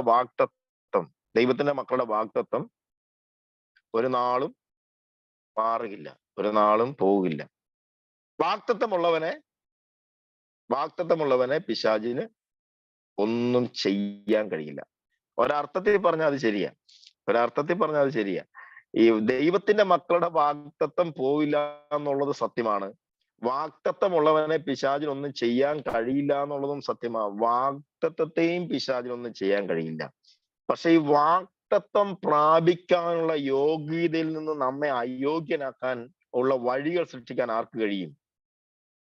വാസ്തവത്തിൽ ഇതല്ല ഈ ആദാമിന്റെ ജീവിതത്തിൽ സംഭവിച്ച. ആദാമ് ദൈവത്തിന്റെ തേജസ്സിൽ നിൽക്കുന്ന ഒരു മനുഷ്യനാണ്. ആദാമിനെ പിശാചിന് കൊല്ലാനൊന്നും കഴിയില്ല. ആദാമിന്റെ ജീവിതത്തിൽ പിശാചിന് ആദാമിനെ കൊല്ലാൻ കഴിയില്ല, ആദാമിനെ തകർക്കാൻ കഴിയില്ല. കാരണം ആദാം നിൽക്കുന്നത് ദൈവ തേജസ്സിന്റെ ഉള്ളിൽ. അതുകൊണ്ടാണ് ദൈവത്തിന്റെ ദാസനായ ഇയ്യോബിനെ കുറിച്ച് കർത്താവിന്റെ വചനം ഇങ്ങനെയാ പറയുന്നത്. ഇയ്യോബ് ആമേൻ തന്റെ ജീവിതത്തിൽ വന്ന ഒരു സാഹചര്യത്തിന്റെ മുമ്പിൽ വേദനിച്ച് നിന്ന സമയത്ത് ആമേൻ സാത്താൻ യഹോവയുടെ സന്നിധിയിൽ ചെന്നു. ആമേൻ യഹോവ സാത്താനോട് ചോദിക്കുന്ന ഭാഗം നമുക്കറിയാം. ആമേൻ എന്റെ ദാസനായ ഇയ്യോബിന് നീ ശ്രദ്ധിച്ചുവോ? അവനെ പോലെ നിഷ്കളങ്കനും നേരുള്ളവനും ദോഷം വിട്ടകലുന്നവനുമായ ആരെങ്കിലും നീ കണ്ടുപോകും എന്ന് ചോദിച്ച് ഈ ഭാഗങ്ങളെല്ലാം കഴിഞ്ഞിട്ട് ദൈവം സാത്താൻ പറയുന്ന ഒരു കാര്യമുണ്ട്. നീ അവന് ചുറ്റും വേലി കെട്ടി നിർത്തിയിരിക്കുകയല്ലയോ, ഞാൻ എങ്ങനെ അവന്റെ അടുത്തേക്ക് പിന്നെ പോകും? വലിയൊരു സംരക്ഷണ കവചം നീ അവന് ചുറ്റും നിർത്തിയിരിക്കുകയല്ലയോ. ഇതുപോലെ ആമേൻ ആദാമ് തേജസ്സിൽ നിന്ന സമയത്ത് ആദാമിനെ തൊടാൻ ആർക്ക് കഴിയില്ല? പിശാചിന് കഴിയില്ല. അതുകൊണ്ട് പിശാച് ചെയ്തത് വളരെ രസകരമായ കാര്യം. ആദാമിന്റെ തേജസ് നഷ്ടപ്പെടുത്തുകയല്ല പിശാച് ചെയ്തേ, ആദാമിന്റെ വാഗ്ദത്തം നഷ്ടപ്പെടുത്തുകയല്ല ചെയ്തേ, വാഗ്ദത്തമുള്ള ആദാമിനെ നഷ്ടപ്പെടുത്തുകയല്ല പിശാച് ചെയ്തേ. അവൻ ഈ വാഗ്ദത്തം പ്രാപിക്കാനുള്ള യോഗ്യതയിൽ നിന്ന് ആദാമിനെ അയോഗ്യനാക്കാനുള്ള ഒരു മാർഗം അവൻ കൊണ്ടുവന്നു. ഇങ്ങനൊരു മാർഗം എന്തോ ചെയ്തു? അവൻ കൊണ്ടുവന്നു. അതിലാണ് ആദാം വീണു പോയത്. അതിലാദാം തകർന്നു പോയി. ഇങ്ങനെ ഒരു സ്ഥിതി ആമേൻ നമ്മുടെ ജീവിതത്തിൽ സംഭവിക്കാതിരിക്കാനാണ് ദൈവത്തിന്റെ ആത്മാവ് അനുദിനം നമ്മെ കർത്താവിന്റെ വചനത്തിലൂടെയും പരിശുദ്ധാത്മാവിലൂടെയും നടത്തുന്നത്.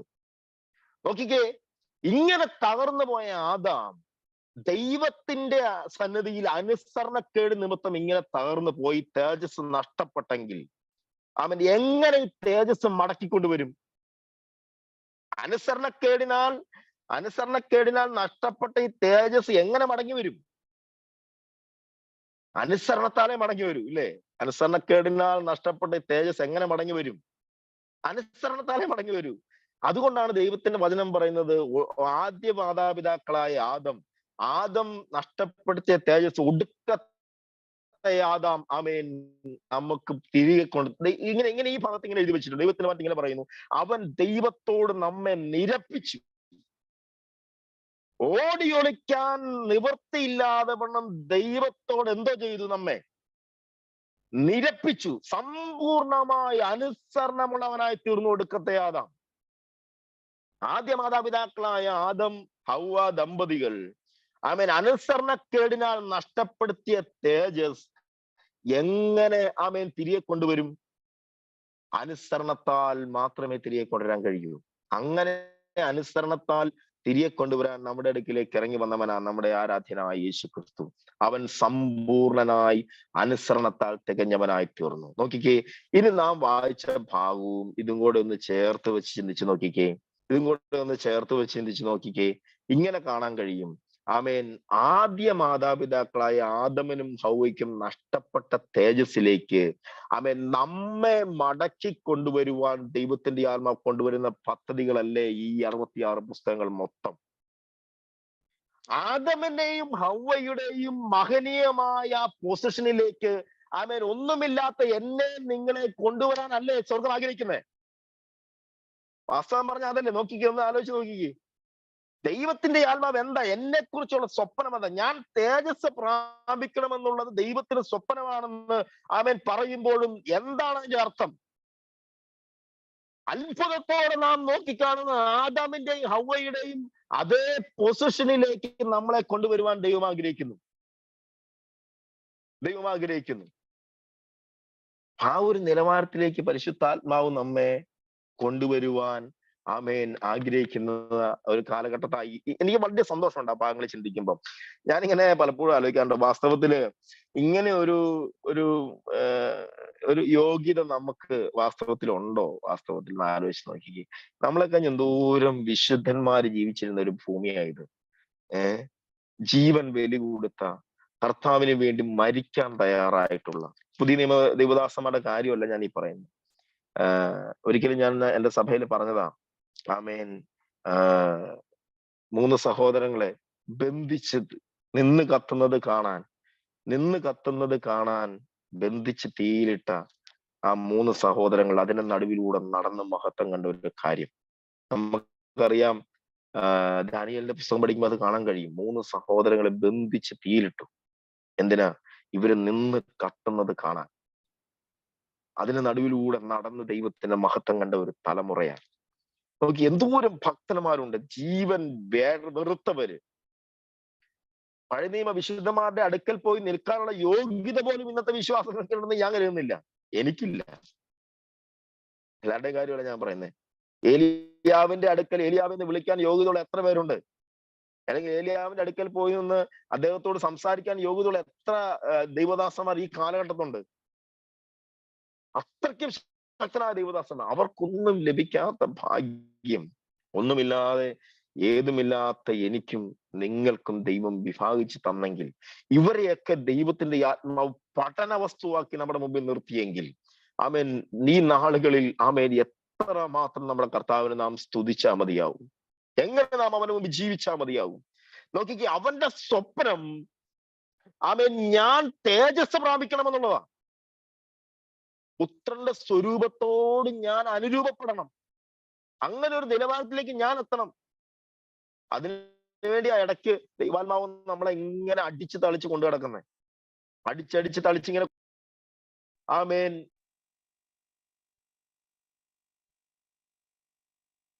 എന്നെ കേൾക്കാവോ?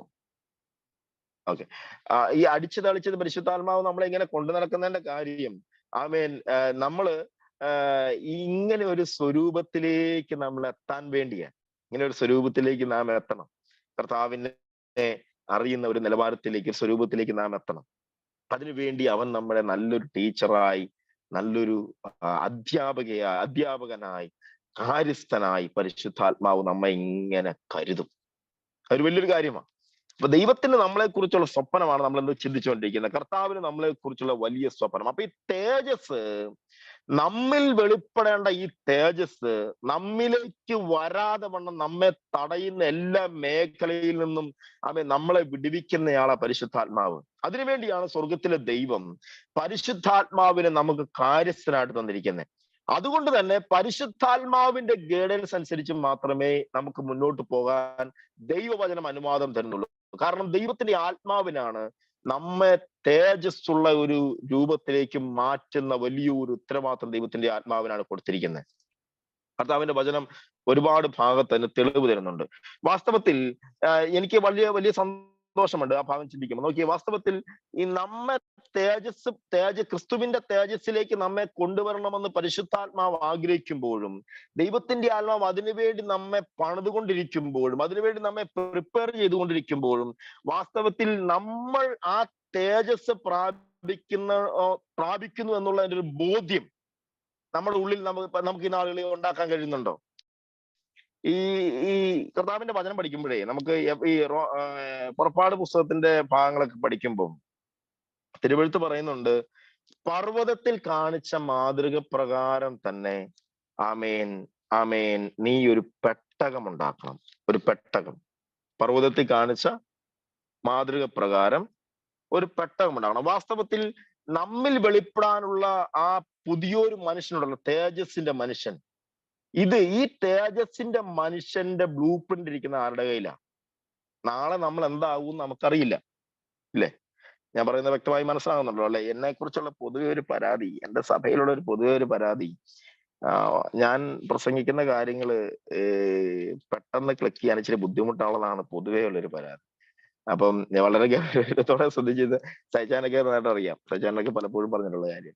അപ്പം ഞാൻ പ്രസംഗിക്കുന്ന കാര്യങ്ങള് പെട്ടെന്ന് എന്താ പറയാ, അങ്ങനെ ഗ്രഹിക്കാൻ ബുദ്ധിമുട്ടാണെന്ന് എന്റെ സഹോദരങ്ങൾ തന്നെ പലരും എന്നോട് പറഞ്ഞിട്ടുണ്ട്.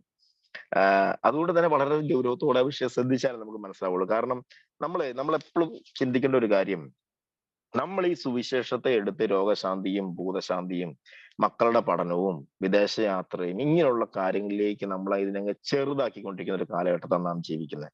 വാസ്തവത്തിൽ ഇതിന്റെ ഉള്ളിലുള്ള കാര്യം എന്താണെന്ന് നമ്മെ ആരും പഠിപ്പിക്കുന്നില്ല.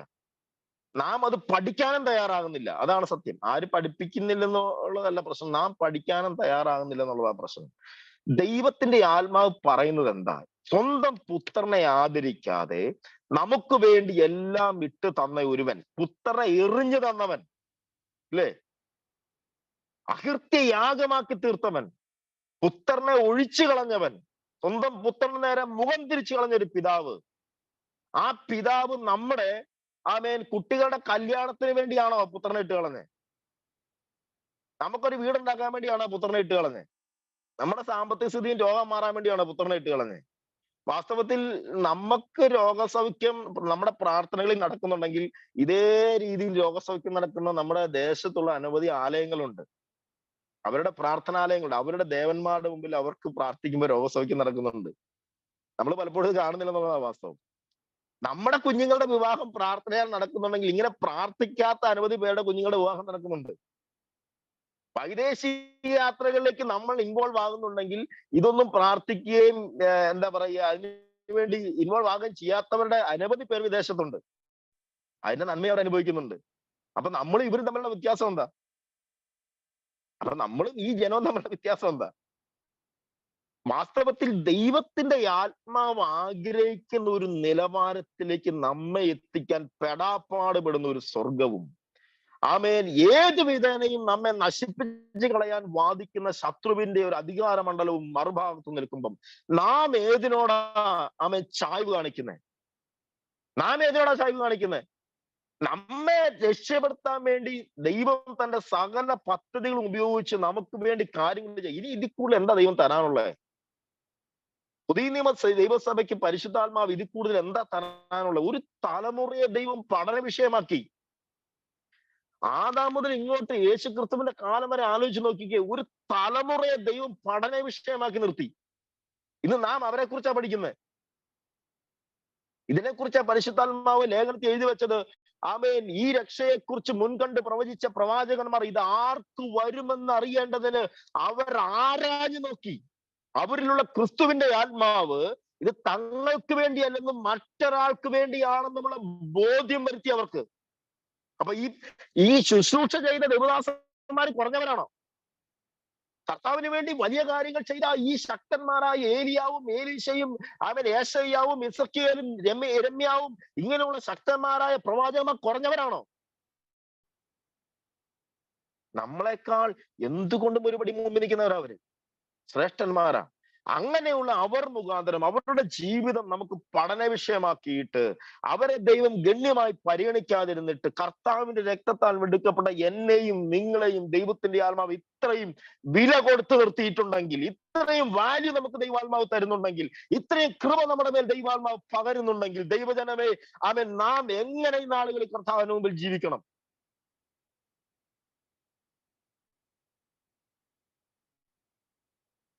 സ്വന്തം പുത്രനെ ആദരിക്കാതെ നമുക്ക് തന്നവന്റെ സ്വപ്നം എന്താ എന്നെ കുറിച്ച്? അവൻ പറയുന്നു, ഞാൻ ക്രിസ്തുവേശുവിന്റെ രൂപത്തിലാവണം, അവന്റെ തലയോളം ഞാൻ വളരണം, ആ തേജസ് ഞാൻ പ്രാപിക്കണം.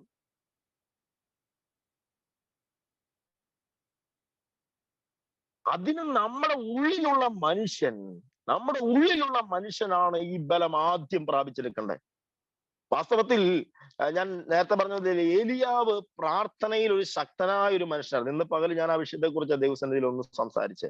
ഏലിയാവ് പ്രാർത്ഥനയിൽ ശക്തനായ ഒരു മനുഷ്യനാണെങ്കിലും അദ്ദേഹത്തിനുള്ളിലുള്ള പ്രാർത്ഥനാ മനുഷ്യൻ ക്ഷീണിച്ചു പോയി. അവിടെയാണ് ഏലിയാവ് ചൂരച്ചെടിയുടെ തണലിൽ കിടന്നുറങ്ങേണ്ടി വന്നത്. ആ കിടന്നുറങ്ങുമ്പോഴും അവന്റെ പ്രാർത്ഥന ശക്തമായിരുന്നു. അതുകൊണ്ട് ദൂതനിറങ്ങി അവന് ഭക്ഷണം കൊടുത്തു. എന്നാൽ അവനുള്ള പ്രാർത്ഥനാ മനുഷ്യൻ ക്ഷീണിച്ചു പോയത് എവിടെയാണെന്നറിയാവോ? ഉള്ളിലുള്ള മനുഷ്യൻ ക്ഷീണിച്ചത് എവിടെയാണെന്നറിയാവോ? ആമേൻ. വലിയ വൻ കാര്യങ്ങൾ, ദൈവത്തിൽ നിന്ന് തീയിറക്കുന്ന വൻ കാര്യങ്ങൾ ചെയ്തിട്ട് ആമേൻ ഇസബേൽ എന്ന് പറയുന്ന ഒരു സ്ത്രീയുടെ വാക്കിന്റെ പുറകിൽ അവൻ ഭയപ്പെട്ടു പോയി. അവിടെയാണ് അവന്റെ പ്രാർത്ഥനാ മനുഷ്യൻ, അവന്റെ ഉള്ളിലുള്ള മനുഷ്യൻ ക്ഷീണിച്ചു പോയത്. അവൻ കിടന്നുപോയി. അവന്റെ ദൈവം തട്ടി എഴുന്നേൽപ്പിച്ചു. പലപ്പോഴും നമ്മുടെ ഉള്ളിലുള്ള മനുഷ്യൻ ക്ഷീണിക്കുമ്പം എന്തുകൊണ്ടാണെന്നറിയാവോ? നമ്മുടെ സഹോദരിമാരിലൂടെ, നമ്മുടെ സഹോദരന്മാരിലൂടെ, കർത്താവിന്റെ അഭിഷക്തന്മാരിലൂടെ നമ്മളെ ഇങ്ങനെ തട്ടി എഴുന്നേൽപ്പിക്കുന്നത് എന്തിനാണെന്നറിയാവോ? ആമേൻ. ഇത് നമ്മുടെ പദ്ധതിയല്ല. വാസ്തവത്തിൽ നാം എഴുന്നേൽക്കണമെന്നുള്ളതും തേജസ് പ്രാപിക്കണമെന്നും ദൈവത്തിന്റെ പദ്ധതി. അടിച്ച് പുറകെ നടന്നിട്ട് തമ്പുരാനത് ജയിക്കും. പക്ഷെ ഒരുപാട് നമ്മളായിട്ട് കർത്താവ് കഷ്ടപ്പെടുത്താൻ ആഗ്രഹിക്കില്ല. ദൈവത്തിന്റെ ആത്മാവ് ഇങ്ങനെയാ എഴുതി വെച്ചിരിക്കുന്നത്: മനുഷ്യനോട് സദാകാലം എന്റെ ആത്മാവ് വാദിച്ചുകൊണ്ടിരിക്കില്ല. അപ്പം ഒരുപാട് നമ്മളെ ദൈവം കഷ്ടപ്പെടുത്തില്ല. 1, 2, 3 അല്ലെങ്കിൽ 10, 15 പ്രാവശ്യം പരിശുദ്ധാത്മാവ് നമ്മുടെ അടുത്ത് പറയും, മക്കളെ ഇങ്ങനെ പോ, ഇത് നീ ചെയ്യ്, ഇതിലേ പോ. ഈ ടീച്ചർമാർക്ക് പഠിപ്പിക്കാനേ പറ്റുള്ളൂ. പരിശുദ്ധാത്മാവിനെ കുറിച്ച് പറയുന്നത് പരിശുദ്ധാത്മാവ് അധ്യാപകനാന്നാ പറയുന്നത്, കാര്യസ്ഥനാന്നാ പറയുന്നത്, അല്ലേ? അപ്പൊ ഈ ടീച്ചർമാർക്ക്, അധ്യാപകന് പഠിപ്പിക്കാനേ പറ്റുള്ളൂ. പരീക്ഷ എഴുതേണ്ടതും ജയിക്കേണ്ടതും ആരുടെ ഉത്തരവാദിത്വം? നമ്മുടെ ഉത്തരവാദിത്വം. നമ്മൾ നേരാവണ്ണം പരീക്ഷ എഴുതാതെ പഠിക്കുകയും ചെയ്യാതെ നമ്മൾ ഇങ്ങനെ നടന്നിട്ട് അവസാനം നമ്മൾ കർത്താവിനെ കുറ്റം പറഞ്ഞിട്ട് കാര്യം ഉണ്ടാവില്ല. അപ്പൊ നമ്മുടെ ഉള്ളിലുള്ള മനുഷ്യനിലാണ് ഈ തേജസ് വെളിപ്പെടേണ്ടത്. ഉള്ളിലുള്ള മനുഷ്യനാണ് ബലം പ്രാപിക്കേണ്ടത്. അതുകൊണ്ടാണ് പൗലോസ് അപ്പോസ്തലൻ പറയുന്നത്, എന്റെ ശരീരം അവൻ നാൾക്കുനാൾ ക്ഷീണിച്ചാലും അവൻ എന്റെ അകമേയുള്ള മനുഷ്യൻ, ഹല്ലേലൂയ, അകമേയുള്ള മനുഷ്യൻ ബലം പ്രാപിക്കുന്നു. പുറമേയുള്ള മനുഷ്യൻ ക്ഷീണിക്കാലും അകമേയുള്ള മനുഷ്യൻ എന്തോ ചെയ്യുന്നു? അവൻ ബലം പ്രാപിക്കുന്നു. ഇങ്ങനെ അകമേയുള്ള മനുഷ്യൻ ബലം പ്രാപിക്കുന്ന ഒരു നിലവാരത്തിലേക്ക് നാം എത്തണം. വാസ്തവത്തിൽ ഈ അകമയുള്ള മനുഷ്യൻ ബലം പ്രാപിക്കുന്നു എന്ന് പറയുമ്പോഴും ആമേൻ, ദൈവത്തിന്റെ ആത്മാവ് ആഗ്രഹിക്കുന്നത് എന്താ?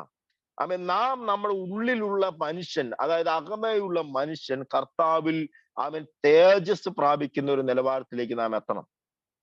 അതിനെക്കുറിച്ച് പറയുമ്പോൾ ഒരു കാര്യം കൂടെ അതിന് ചേർന്ന് പറയണം. നമ്മളത് ജസ്റ്റ് ഒന്ന് പറഞ്ഞു പോകുന്ന ഒരു കാര്യം കൂടെ. ശരിക്കും ഈ ആദാമിന്റെയും ഹവ്വയുടെയും ജീവിതത്തിൽ സംഭവിച്ചത് എന്താ? ദൈവ തേജസ് ഉണ്ടായിരുന്ന ആദാം ഹവ്വ ദമ്പതികൾ ദൈവത്തിന്റെ കൽപ്പന നിരസിച്ച് അവർ എന്തോ ചെയ്തു? അവർ കർത്താവിന്റെ കൽപ്പന നിരസിച്ച് അവർ തിന്നാൻ പാടില്ല എന്ന് പറയുന്ന ഫലം പറിച്ച് കഴിച്ചു. ആദ്യം ഭാര്യ കഴിച്ചു, ശേഷം ഭർത്താവിനും കൊടുത്തു. ഇങ്ങനെ ഭാര്യയും ഭർത്താവും കഴിച്ച സമയത്ത് സംഭവിച്ചത് എന്താ? നമ്മൾ സാധാരണ പിതാവ്, പുത്രൻ, പരിശുദ്ധാത്മാവ് എന്ന് പറയുന്നത് പോലെ മനുഷ്യന് 3 അവസ്ഥകളുണ്ട്, അല്ലെ? നമ്മുടെ ദേഹം, ദേഹി, ആത്മാവ്. ദൈവത്തിന്റെ വചനം പറയുന്നു ആത്മാവും പ്രാണനും ദേഹവും. നമ്മൾ നേരെ തിരിച്ചു പറയും ദേഹം, ദേഹി, ആത്മാവ്. കർത്താവിന്റെ വചനം പറയുന്നു അവന്റെ ആത്മാവും പ്രാണനും ദേഹവും. ഈ പാപം ചെയ്ത സമയത്ത് സംഭവിച്ചത്, ഇതെന്റെ ഒരു ചിന്തയല്ല, ഞാൻ വേറൊരു ദൈവദാസനിൽ നിന്ന് കേട്ട ഒരു ചിന്തയാണ്. പക്ഷെ അതൊരു പരിധിവരെ സത്യമാണെന്ന് എനിക്കും തോന്നിയിട്ടുണ്ട്. കാരണം ഈ പാപം ചെയ്ത സമയത്ത് സംഭവിച്ചത് ഈ ആദാമിന്റെയും ഹവ്വയുടെയും ശരീരം മൂടുന്ന രീതിയിലുള്ള ദൈവതേജസ് ഇവർക്കുണ്ടായിരുന്നു, അല്ലെ?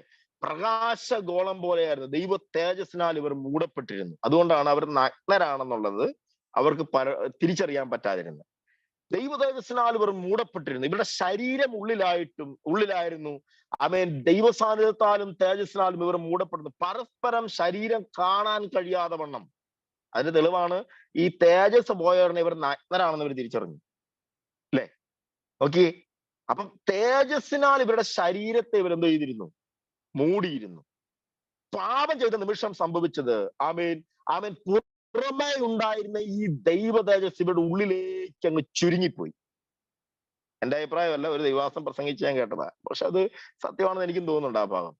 നോക്കിക്കേ, വാസ്തവത്തിൽ അപ്പം പുറമേ ഉണ്ടായിരുന്ന തേജസ് ഇവരുടെ ഉള്ളിലേക്ക് ചുരുങ്ങിപ്പോയി. ഈ തേജസ്സിനാൽ ഇവരുടെ ഈ തേജസ് പോയപ്പോൾ ഇവരുടെ ശരീരം ഇവർക്ക് ദൃശ്യമാകുകയും ചെയ്തു. വാസ്തവത്തിൽ ഈ ഉള്ളിലുള്ള മനുഷ്യൻ എന്തോ ചെയ്യണം? എന്റെയും നിങ്ങളുടെയും ഉള്ളിലുള്ള മനുഷ്യനെ കുറിച്ച് കർത്താവ് എപ്പോഴും കൺസേൺ ആയിരിക്കുന്നത്. ദൈവത്തിന്റെ ആത്മാവ് എപ്പോഴും പറഞ്ഞാൽ നീ വീണ്ടും ജനനം പ്രാപിച്ചില്ലെങ്കിൽ, നിന്റെ ഉള്ളിലുള്ള മനുഷ്യൻ ക്ഷീണിക്കാതിരുന്നാൽ, പുറമേ ഉള്ള മനുഷ്യൻ ക്ഷീണിച്ചാലും അകനെയുള്ള മനുഷ്യൻ ബലം പ്രാപിച്ചാൽ. നോക്കിക്കേ, ഈ ഭാഗങ്ങളൊക്കെ ചിന്തിച്ച് നോക്കിക്കേ.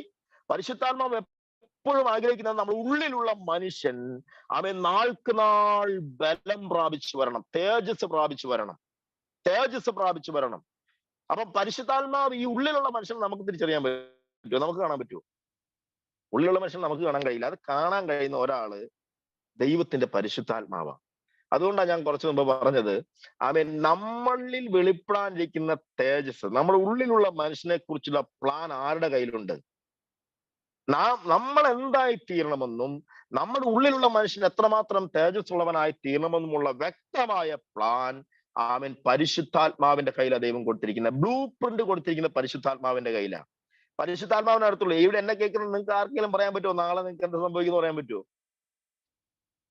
നമുക്കൊന്നും പറയാൻ കഴിയില്ല, അല്ലെ? നമുക്ക് ആർക്കും പറയാൻ കഴിയില്ല. വാസ്തവത്തിൽ പരിശുദ്ധാത്മാവിനെ അത് പറയാൻ കഴിയും. അതുകൊണ്ടാണ് നമ്മളെ പരിശുദ്ധാത്മാവ് അനുദിനം അനുദിനം അനുദിനം ദൈവാത്മാവ് ഇങ്ങനെ ആലോചന പറഞ്ഞു വഴി നടത്തുന്നത്. അതിന്റെ ഏക ലക്ഷ്യം എന്നാണെന്നറിയാമോ? ഈ തേജസ് പ്രാപിക്കുന്ന ഒരു നിലവാരത്തിലേക്ക്, ദൈവത്തിന് നമ്മളെ കുറിച്ചുള്ള സ്വപ്നത്തിലേക്ക് നമ്മളെ എത്തിക്കാനുള്ള റെസ്പോൺസിബിലിറ്റി പരിശുദ്ധനായ തമ്പുരാൻ പരിശുദ്ധാത്മാവിനാ കൊടുത്തിരിക്കുന്നത്. അല്ലെങ്കിൽ സ്വർഗീയ കമ്മിറ്റി, സ്വർഗീയ കൗൺസിൽ പരിശുദ്ധാത്മാവിനെ ആ കാര്യം ഏൽപ്പിച്ചിരിക്കുന്നത്.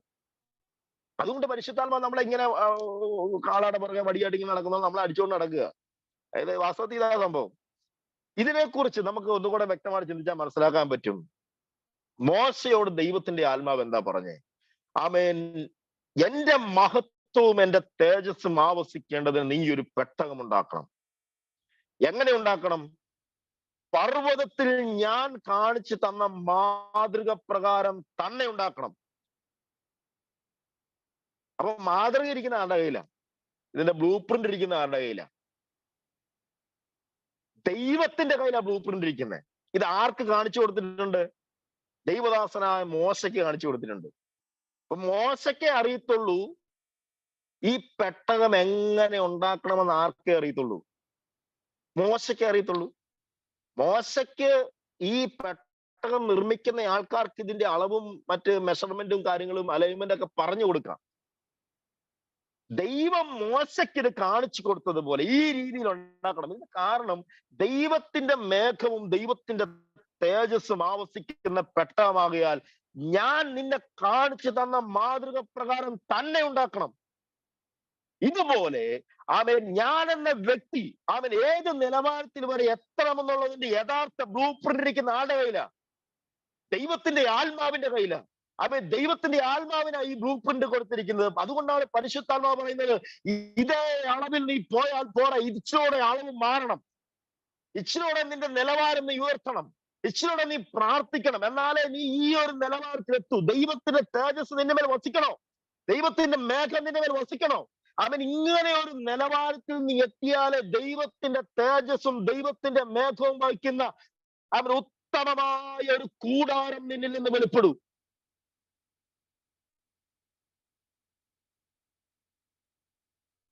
അപ്പം നോക്കിക്കേ, പഴയ നിയമത്തിൽ ഇങ്ങനെ ഒരു പെട്ടകം ഉണ്ടാക്കുന്നതിന്റെ അർത്ഥം ദൈവത്തിന്റെ തേജസ്സും ദൈവത്തിന്റെ മേഘവും വഹിക്കാൻ മോശയ്ക്ക് ദൈവം പർവ്വതത്തിൽ കാണിച്ചു കൊടുത്ത മാതൃക പ്രകാരമാണെങ്കിൽ, പുതിയ നിയമസഭയെ നമ്മുടെ അകത്തുള്ള ദൈവിക മനുഷ്യൻ തേജസ് പ്രാപിക്കേണ്ട അളവും അതിന്റെ ഗൗരവവും എത്രമാത്രം അളവുണ്ടെന്നുള്ളതും ആർക്കേ അറിയത്തുള്ളൂ? പരിശുദ്ധാത്മാവിനെ അറിയത്തുള്ളൂ. അതുകൊണ്ടാണ് പരിശുദ്ധാത്മാവ് ചില സാഹചര്യം നമ്മെ നീ അങ്ങനെ ചെയ്യരുത് എന്ന് ഞാൻ പകല് പറഞ്ഞ ഒരു കാര്യം അതിനകത്ത് വളരെ ശ്രദ്ധയോടെ നമ്മൾ വീക്ഷിക്കേണ്ട ഒരു കാര്യമാണ്. വാസ്തവത്തിൽ ഈ ദൈവാത്മാവിനോട് നമ്മൾ മറുതലിക്കുന്നത് ഇവിടെയാണ്.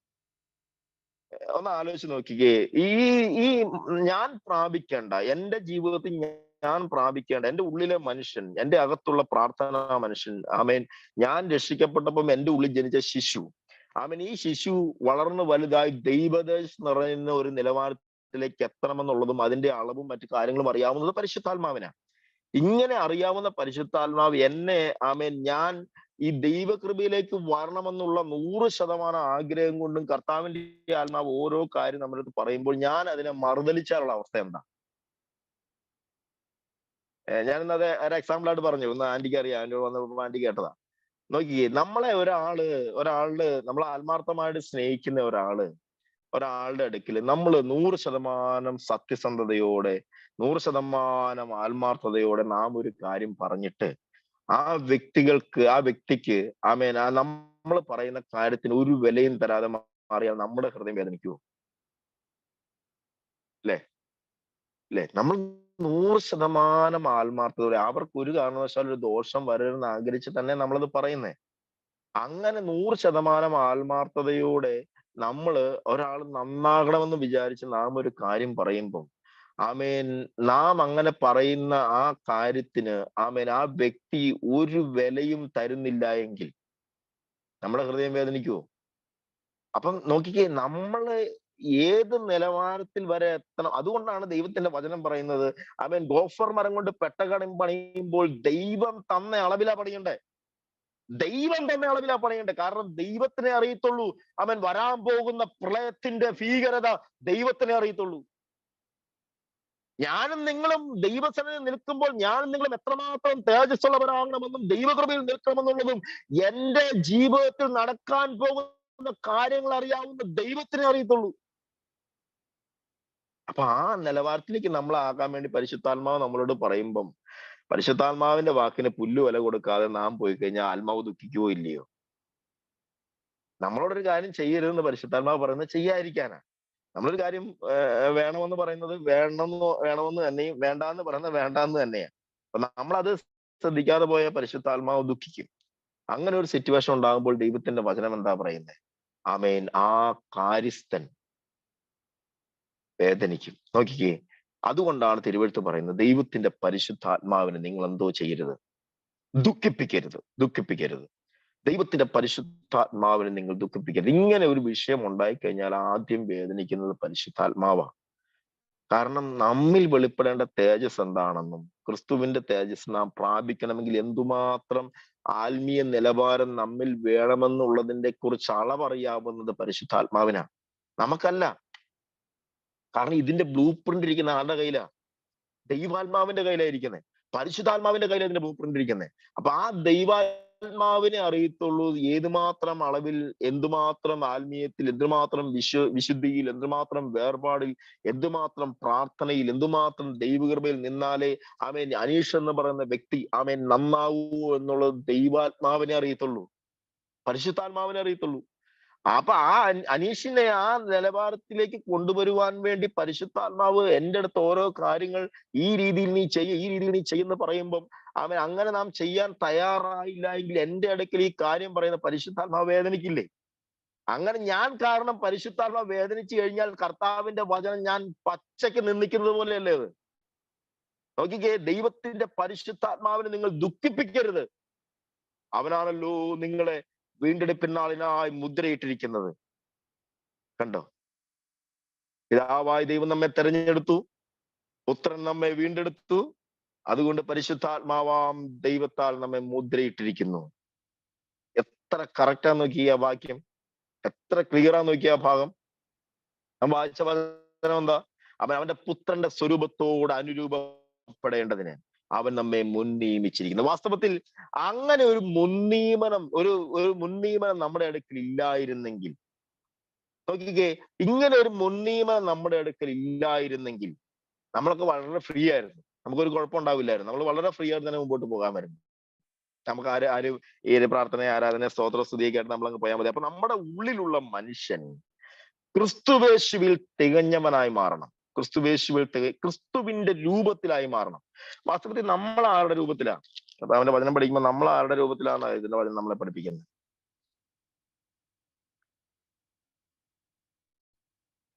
നമ്മൾ പറയാറില്ലേ, ആദാം ദൈവത്തിന്റെ സ്വരൂപവും ഛായയും ആയിരുന്നു, അല്ലെ? നമ്മൾ ആരുടെ രൂപത്തിലാ? എവിടെയെങ്കിലും വായിച്ചിട്ടുണ്ടോ നിങ്ങൾ ആ ഭാഗം? വായിച്ചിട്ടുള്ളവരും മൈക്കൊന്ന് ഓൺ ചെയ്തെന്ന് പറഞ്ഞാൽ നന്നായിരുന്നു. ദൈവത്തെക്കാൾ അല്പം മാത്രം താഴ്ത്തി ബഹുമാനവും ദൈവത്തിനേക്ക് അല്പം മാത്രം താഴ്ത്തി തേജസ്സും ബഹുമാനവും അണിയിച്ചിരിക്കുന്നു. സ്തോത്രം. നാം ശരിക്കും ദൈവത്തിന്റെ വചനം പഠിക്കുമ്പം നമ്മൾ ആരുടെ സ്വരൂപത്തിലും ഛായയിലും സൃഷ്ടിക്കപ്പെട്ടെ? ദൈവത്തിന്റെ സാദൃശ്യത്തിലും സ്വരൂപത്തിലും. ദൈവത്തിന്റെ സാദൃശ്യത്തിലും സ്വരൂപത്തിലും അല്ലെ? ഉൽപ്പത്തി പുസ്തകം എടുത്തേ. ഉൽപ്പത്തി പുസ്തകം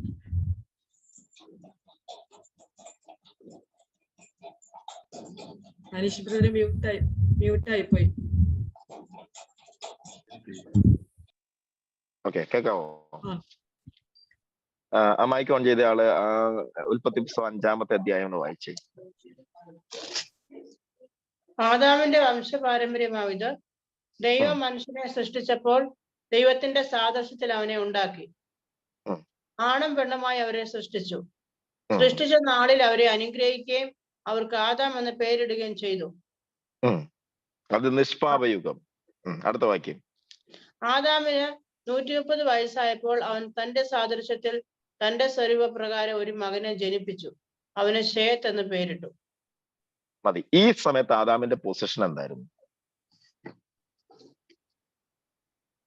ഈ സമയത്ത് ആദാമിന്റെ പൊസിഷൻ എന്തായിരുന്നു? തേജസ് നഷ്ടപ്പെട്ട. അപ്പൊ നമ്മൾ ആരുടെ സ്വരൂപത്തിൽ സാദൃശ്യത്തില്ല? വാസ്തവത്തിൽ നമ്മളെ എടുത്തിയാടി പറയും, പെട്ടെന്ന് തന്നെ നമ്മൾ പറയും നമ്മൾ ദൈവത്തിന്റെ സ്വരൂപത്തിലും സാദൃശ്യത്തിലുമാണെന്ന് നമ്മൾ പറയും. സത്യത്തിൽ ഇത് സംഭവിക്കാൻ പോകുന്നതേ ഉള്ളൂ. അതിനൊരു ആരംഭം നമ്മളിൽ സംഭവിച്ചിട്ടുണ്ട്. നാം രക്ഷിക്കപ്പെട്ട് സ്നാനപ്പെട്ട് വന്നപ്പം അതിന് യോഗ്യതയുള്ള ഒരു ശിശു നമ്മുടെ ഉള്ളിൽ ജനിച്ചിട്ടുണ്ട്. അതാണ് നമ്മുടെ ഉള്ളിലുള്ള മനുഷ്യൻ. ആദ്യത്തെ 1-2 വാക്യങ്ങള്, 5-ാമത്തിന്റെ 1-2 ആദ്യ വാക്യങ്ങൾ നിഷ്പാപയുഗത്തിൽ ദൈവം സൃഷ്ടിച്ച കാര്യമാണ് പറയുന്നേ. അടുത്ത ഭാഗം ആദാമിന് കുഞ്ഞുണ്ടായ ശേഷം, ആ കുഞ്ഞുണ്ടായ സമയത്ത് ആദാമിന്റെ പൊസിഷൻ എന്താ? ആദാം ദൈവത്തിൽ നിന്ന് അകന്നു പോയ സമയത്താണ് ആദാമിന് ആദ്യത്തെ കുഞ്ഞുണ്ടാകുന്നത്. ആബേലും കായീനും ഉണ്ടാകുന്നു. ശേഷം 130 വയസ്സായപ്പോ എന്തുണ്ടായി? ശേത്തുണ്ടായി. ഈ സമയത്ത് ആദാം ആരാ? ആദാം ഒരു പച്ച മനുഷ്യനാ. പാപം നിറഞ്ഞ മനുഷ്യനാ. ആ സ്വരൂപത്തിലും സാദൃശ്യത്തിലുമാണ് നാം ഇപ്പോൾ ഉള്ളത്. ശരിയാണോ ഞാൻ പറയുന്നത്? അഭിപ്രായ വ്യത്യാസം എല്ലാം ഉണ്ടെങ്കിൽ പറയാം. കണ്ടോ? ഇപ്പൊ നമ്മൾ ചാടി, നമ്മളിത് കേൾക്കുന്ന കേട്ടാത്ത പാടെ നമ്മൾ ചാടി പറയും നമ്മൾ ദൈവത്തിന്റെ സ്വരൂപത്തിലെ സാദൃശ്യം. അങ്ങനെയൊക്കെ ആണെങ്കിൽ ഈ കൂട്ടായ്മയുടെയും പ്രാർത്ഥനയും വല്ല കാര്യമുണ്ടോ? ഇതിന്റെ ഒന്നും ഒരു ആവശ്യമില്ല. വെറുതെ പട്ടിണി ഇരിക്കേണ്ട ഒരു കാര്യമില്ല.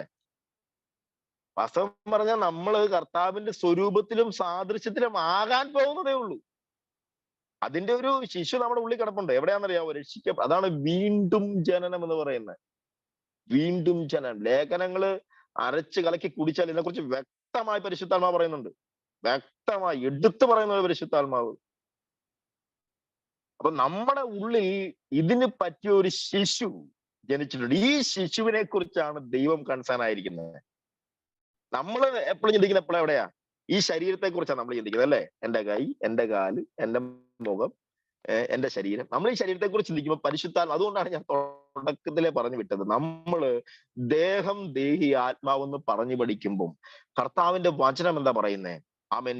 ആത്മാവും പ്രാണനും ദേഹവും. കണ്ടോ? പ്രൈമറി ഇമ്പോർട്ടന്റ് കൊടുക്കുന്നത് എന്തിനാ? ആത്മാവിന്. ഉള്ളിലുള്ള മനുഷ്യൻ ആ ദൈവാത്മാവ് എപ്പോഴും ഇമ്പോർട്ടന്റ് കൊടുക്കുന്നത്.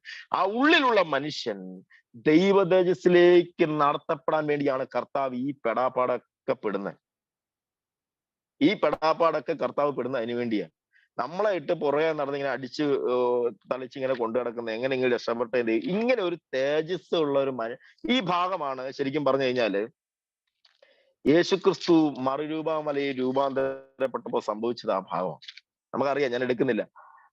ഈ തേജസ് ഉള്ളിലുള്ള മനുഷ്യൻ, യേശുക്രിസ്തുവിൽ നമ്മളും യേശുക്രിസ്തു തമ്മിലുള്ള വ്യത്യാസം, യേശുക്രിസ്തുവിൽ പാപം ഉണ്ടായിരുന്നില്ല. അതായിരുന്നു വ്യത്യാസം. നമ്മൾ പാപത്താൽ ജനിച്ചു. ദൈവത്തിന്റെ വചനം പറയുന്നു, അകൃത്യത്തിൽ ഉരുവായി പാപത്തിൽ എൻ്റെ അമ്മ എന്നെ ഗർഭം ധരിച്ചു. അപ്പൊ നമ്മൾ പാപത്താൽ ജനിച്ചപ്പം കർത്താവിനുണ്ടായിരുന്ന ഒരു പ്രത്യേകത, അവൻ ഒരു തുള്ളി പാപം പോലും അവൻ ആത്മാവിലും പ്രാണനിലും ദേഹത്തിലും ഉണ്ടായിരുന്നില്ല. വിശുദ്ധനായിരുന്നു. വിശുദ്ധൻ എന്ന് പറഞ്ഞാൽ പോരാ, പരിശുദ്ധനായിരുന്നു. പരിശുദ്ധനായിരുന്നു നമ്മുടെ കർത്താവ്, പരിശുദ്ധൻ, അതിപരിശുദ്ധനായിരുന്നു. അതുകൊണ്ട് തന്നെ ആമേൻ, കർത്താവ് അതിനൊരു സൂചന നമുക്ക് തന്നിട്ടാ പോയത്. മറുരൂപാമലയിൽ വെച്ചിട്ട് കർത്താവിന്റെ ആത്മാവ് എഴുതി വെച്ചിരിക്കുന്നുണ്ടോ, ഒരു അലക്കുകാരനും വെളുപ്പിക്കാൻ കഴിയാതെ വണ്ണം അവന്റെ വസ്ത്രം തൂവെള്ളയായി തീർന്നു. ഈ ശരീരം അഴുകാനുള്ളതാ പ്രിയരെ, ഇത് നശിക്കാനുള്ള ശരീരമാണ്. ഇത് നമ്മൾ ഈ ഭൂമിയിൽ ഉപേക്ഷിക്കും. ഇതുകൊണ്ട് നമുക്ക് മാംസ ജഡരക്തങ്ങൾ ദൈവരാജ്യം അവകാശമാക്കുകയില്ല എന്ന് ദൈവത്തിന്റെ വചനം പറയുന്നു. ഇത് നാം ഇവിടെ ഉപേക്ഷിച്ചിട്ട് പോകേണ്ടതാ. എന്നാൽ ഉപേക്ഷിക്കാതെ ഇരിക്കേണ്ടത് ഒരു മനുഷ്യൻ നമ്മുടെ ഉള്ളിലിരിപ്പുണ്ട്. ആ മനുഷ്യനെ കുറിച്ച് ആ പരിശുദ്ധാത്മാ പറഞ്ഞ, അവൻ ദൈവത്തിന്റെ തേജസ് പ്രാപിച്ച് പ്രാപിച്ച് പ്രാപിച്ച് ക്രിസ്തുവിനോളം അവൻ എത്തുന്ന ഒരു ദിനം വരും. ക്രിസ്തുവിന്റെ ശിരസോളം എത്തുന്ന ഒരു ദിനം വരും. അങ്ങനെ ഒരു നിലവാരത്തിലേക്ക് നമ്മെ കൊണ്ടുപോകാൻ പരിശുദ്ധാത്മാവ് ശ്രമിക്കുന്നത്. നാം എത്രമാത്രം അതിന് വില്ലിങ് ആവുന്നുണ്ടെന്നുള്ളൊരു വലിയ ചോദ്യമാണ്. വ്യക്തിപരമായിട്ടുള്ള ചോദ്യമല്ല ഇത്, നമ്മൾ കോമൺ ആയിട്ടാണ് ഞാൻ പറയുന്നത്. നമ്മളെല്ലാവരും ഇത് പ്രസംഗിക്കുന്നതുകൊണ്ട് ഞാൻ ഇതിനകത്ത് ഒഴിവായെന്ന് അർത്ഥമൊന്നുമില്ല.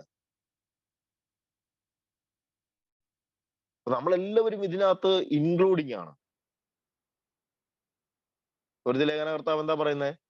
കർത്താവിന്റെ ആത്മാവ് ഗുരുത ലേഖനത്തിൽ ഇങ്ങനെയാ പറയുന്നത്, ആമേൻ, അവൻ തേജസ്സിന്റെ മേൽ തേജസ് പ്രാപിച്ച് അതേ പ്രതിമയായി രൂപാന്തരപ്പെടും. അപ്പൊ തേജസ്സിന്റെ മേൽ തേജസ് പ്രാപിക്കുന്ന ഒരു പ്രോസസ്സ് നമ്മുടെ ഉള്ളിൽ നടക്കണം. എന്ന് വെച്ചാൽ ആമേൻ, ദൈവകൃപയിൽ അനുസരണക്കേടിനാൽ നഷ്ടപ്പെട്ട തേജസ്. എന്റെ മെസ്സേജിന്റെ കൺക്ലൂഷനിലേക്ക് ഞാൻ വരിക. നോക്കി, അനുസരണക്കേടിനാൽ നഷ്ടപ്പെട്ട തേജസ് എങ്ങനെ നമുക്ക് വീണ്ടെടുക്കാം? അനുസരണത്താൽ വീണ്ടെടുക്കാം. അതുകൊണ്ടാണ് ക്രൂശിലെ മരണത്തോളം അവൻ എന്തോ ആയിരുന്നു? അനുസരണമുള്ളവനായി തീർന്നു ദൈവത്തിന്റെ വചനം പറയുന്നത്. ആദ്യ പിതാവായ ആദാമിൽ ആമേൻ അനുസരണക്കേടിനാൽ നഷ്ടപ്പെട്ട തേജസ് ഒടുക്കത്തെ ആദാം വന്ന അനുസരണത്താൽ നമുക്ക് നേടിത്തന്നു. ആമേൻ, ആ ഒടുക്കത്തെ ആദാമിന്റെ സ്വരൂപത്തിൽ നാം ആയിത്തീരണമെന്നുണ്ടെങ്കിൽ പരിശുദ്ധാത്മാവിന്റെ സഹായത്തോടെ നാമും അനുസരണമുള്ള ഒരു സ്വഭാവത്തിലേക്ക് വരണം. നാം അനുസരണമുള്ള ഒരു സ്വഭാവത്തിലേക്ക് വരുമ്പോൾ നഷ്ടപ്പെട്ട തേജസ് നമ്മുടെ അകത്തുള്ള മനുഷ്യൻ പ്രാപിക്കാൻ തുടങ്ങും. നാം രക്ഷിക്കപ്പെട്ട് സ്ഥാനപ്പെട്ടപ്പം കുറെയൊക്കെ അനുസരണക്കേട് നമ്മളിൽ നിന്ന് പോയിട്ടുണ്ട്. എല്ലാം പോയിട്ടില്ലെന്നേ ഉള്ളൂ, ചിലതൊക്കെ നമ്മൾ ഒഴിവാക്കിയിട്ടുണ്ട്. ഈ ചില വീടുകൾ കണ്ടിട്ടില്ലേ, മദ്യപിച്ച് വളരെ കഷ്ടപ്പെടുന്ന ചില ഭവനങ്ങളിലൊക്കെ സഹോദരിയാണെങ്കിൽ സഹോദരി രക്ഷിക്കപ്പെട്ടാൽ, സഹോദരൻ രക്ഷിക്കപ്പെട്ടാൽ ആമേൻ, കുറച്ചു നാൾ കഴിയുമ്പോൾ അവർ പറഞ്ഞേക്കാൻ പാടില്ല, നിനക്ക് വലിയ മാറ്റമുണ്ട്, വലിയ വ്യത്യാസമുണ്ട്. അല്ലേ? നമ്മൾ കേട്ടിട്ടുണ്ടല്ലേ, നമുക്കറിയാം. എന്റെ സഹോദരി, നിന്റെ സംസാരത്തിലൊക്കെ ഭയങ്കര മാറ്റം വന്നിട്ടുണ്ട്, ഭയങ്കര വ്യത്യാസം നിന്റെ സംസാരത്തിൽ. ഇങ്ങനെ പറയാൻ കാരണം, ദൈവാത്മാവിൽ അനുസരണത്താൽ ഇങ്ങനെ തികഞ്ഞു വരുമ്പം, നാം ദൈവത്തിന്റെ ആത്മാവിനെ അനുസരിക്കുമ്പം, കർത്താവിന്റെ വചനത്തെ നാം അനുസരിക്കുമ്പം, ആമേൻ, നമ്മുടെ ഉള്ളിൽ തേജസ് നിറഞ്ഞുകൊണ്ടിരിക്കുക. ഏറ്റവും സിമ്പിൾ എക്സാമ്പിൾ പറഞ്ഞാൽ നമുക്ക് എല്ലാവർക്കും അത് സിമ്പിൾ ആയിട്ട് മനസ്സിലാവും.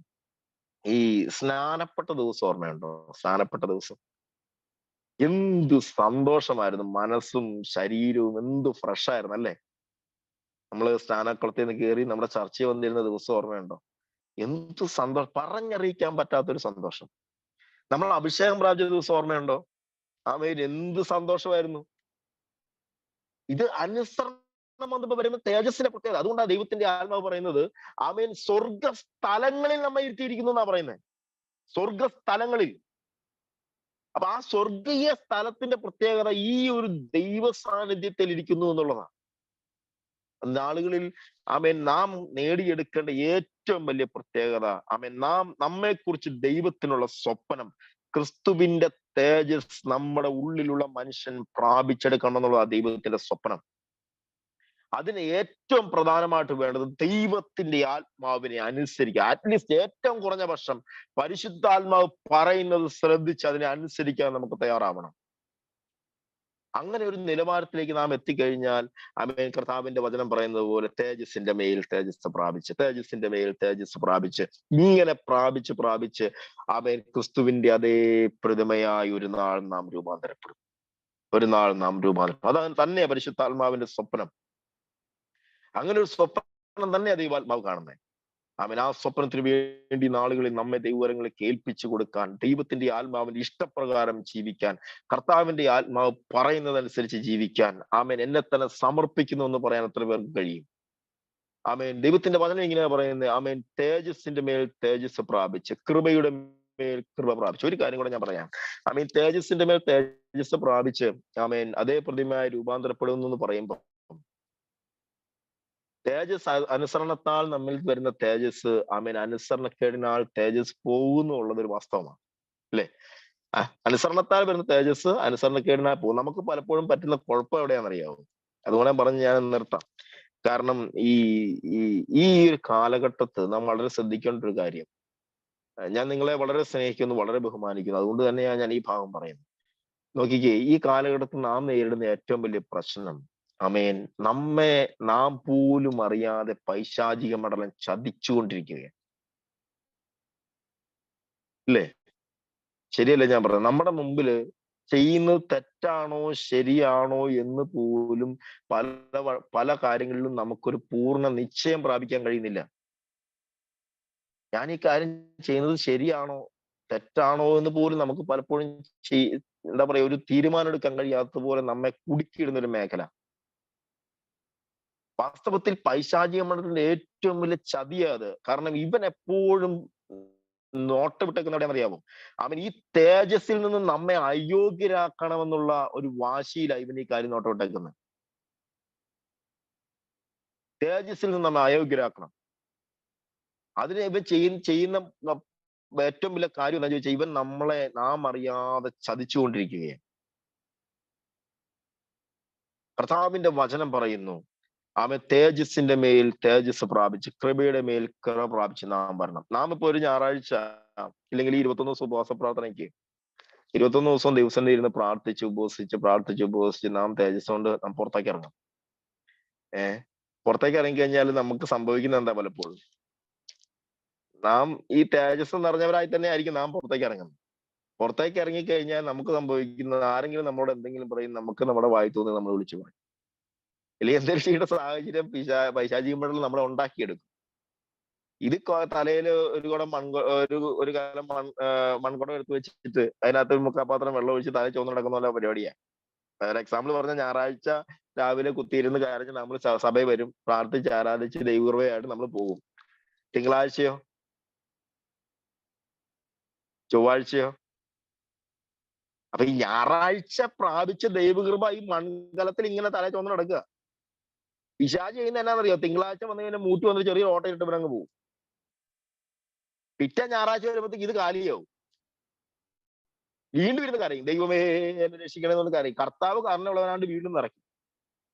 വീണ്ടും ഇത് തന്നെ റൊട്ടീനാ. ദൈവവചനം പറഞ്ഞത് ഈ മൺകുടത്തിലെ വെള്ളം കളയാതെ സൂക്ഷിച്ചു കഴിഞ്ഞാൽ ഇത് നിറഞ്ഞ് കവിയുന്ന ഒരു അനുഭവം തരുമെന്നല്ലേ കർത്താവിന്റെ ആത്മാവ് പറയുന്നത്. നാം ചതിക്കപ്പെടുന്ന ഇവിടെയാ. അതുകൊണ്ട് നമ്മുടെ ജീവിതം, നമ്മുടെ സംസാരം, നമ്മുടെ പ്രവർത്തികൾ ദൈവാത്മാവിന് ഹിതകരമാണോ എന്ന് ഈ നാളുകളിൽ നാം വളരെ ഗൗരവത്തോടെ കാണും. ഒരു നിമിഷം നമുക്ക് പ്രാർത്ഥിക്കാം. എന്റെ നെറ്റ് തീർന്നു. നമുക്ക് ഒരു നിമിഷം നമുക്ക് പ്രാർത്ഥിക്കാം. കർത്താവിന്റെ ആത്മാവ് അനുവദിക്കുമെങ്കിൽ നമുക്ക് വീണ്ടും ഒരുമിച്ച് കൂടാമല്ലോ. കർത്താവിന്റെ വചനത്താൽ ദൈവം നമ്മെ അനുഗ്രഹിക്കട്ടെ. അവൻ ദൈവത്തിന് നമ്മെക്കുറിച്ച് സ്വപ്നമുണ്ട്, ദൈവത്തിന് നമ്മെക്കുറിച്ച് പ്ലാനുകളുണ്ട്, പദ്ധതികളുണ്ട്. അവൻ ആ സ്വപ്നമുണ്ടെന്ന് നാം വിശ്വസിക്കണം. ദൈവത്തിന്റെ ഏറ്റവും വലിയ സ്വപ്നം അവന്റെ പുത്രനോട് നാം അനുരൂപപ്പെടുക എന്നുള്ളതാണ്. അനുരൂപപ്പെടാനുള്ള ഏറ്റവും നല്ല മാർഗം അനുസരണമുള്ളവരായി മാറുക എന്നുള്ളതാണ്. പരിശുദ്ധാത്മാവിനെ അനുസരിക്കുന്നവരായി മാറുക എന്നുള്ളതാണ്. കർത്താവിന്റെ ആത്മാവ് വചനത്തോട് നമുക്ക് അതിന് തെളിവ് തന്നു. ആമേൻ. നമ്മൾ ദൈവാത്മാവ് അങ്ങനെ പഠിപ്പിച്ചു. കർത്താവിന്റെ കൃപ നമ്മളുടെ കൂടെ ഇരിക്കട്ടെ. പരിശുദ്ധനെ എന്റെ സഹോദരങ്ങൾക്കായി പ്രാർത്ഥിക്കുന്നു, എന്റെ സഹോദരിമാർക്കായി സ്തോത്രം. കഴിഞ്ഞ ദിനരാത്രങ്ങൾ അവർ ഉപവാസത്തോടെ ആയിരുന്നു കർത്താവെ, പ്രാർത്ഥനയോടെ ആയിരുന്നു. ദൈവാത്മാവനെ അനുഗ്രഹിക്കേണ്ടതിനായി സ്തോത്രം ചെയ്യുന്നു. സ്വർഗത്തിന്റെ കരം അവരോട് കൂടെ ഇരിക്കുമാറാകണം. അവരുടെ ഉപവാസ ദൈവാത്മാവ് അനുഗ്രഹിക്കേണ്ടതിനായി പ്രാർത്ഥിക്കുന്നു. സ്വർഗത്തിനും ഭൂമിക്കും നാഥനായ യേശുവിന്റെ നാമം ചൊല്ലി എന്റെ സഹോദരങ്ങളെ ഞാൻ അനുഗ്രഹിച്ച് പ്രാർത്ഥിക്കുന്നു. പരിശുദ്ധാത്മാവരെ മാനിക്കണമേ, ദൈവകൃപയിൽ സൂക്ഷിക്കണമേ. വീണ്ടും കാണുമ്പോഴും തൃക്കരങ്ങളിൽ വഹിക്കേണ്ടതിനായി പ്രാർത്ഥിക്കുന്നു. യേശുവിൻ നാമത്തിൽ തന്നെ ആമേൻ. സമയം അനുവദിച്ച എന്റെ സഹോദരങ്ങൾക്ക് നന്ദി പറയുന്നു. പ്രിയ സഹോദരിക്ക് നന്ദി പറയുന്നു. സൈച്ചേട്ടൻ കുടുംബം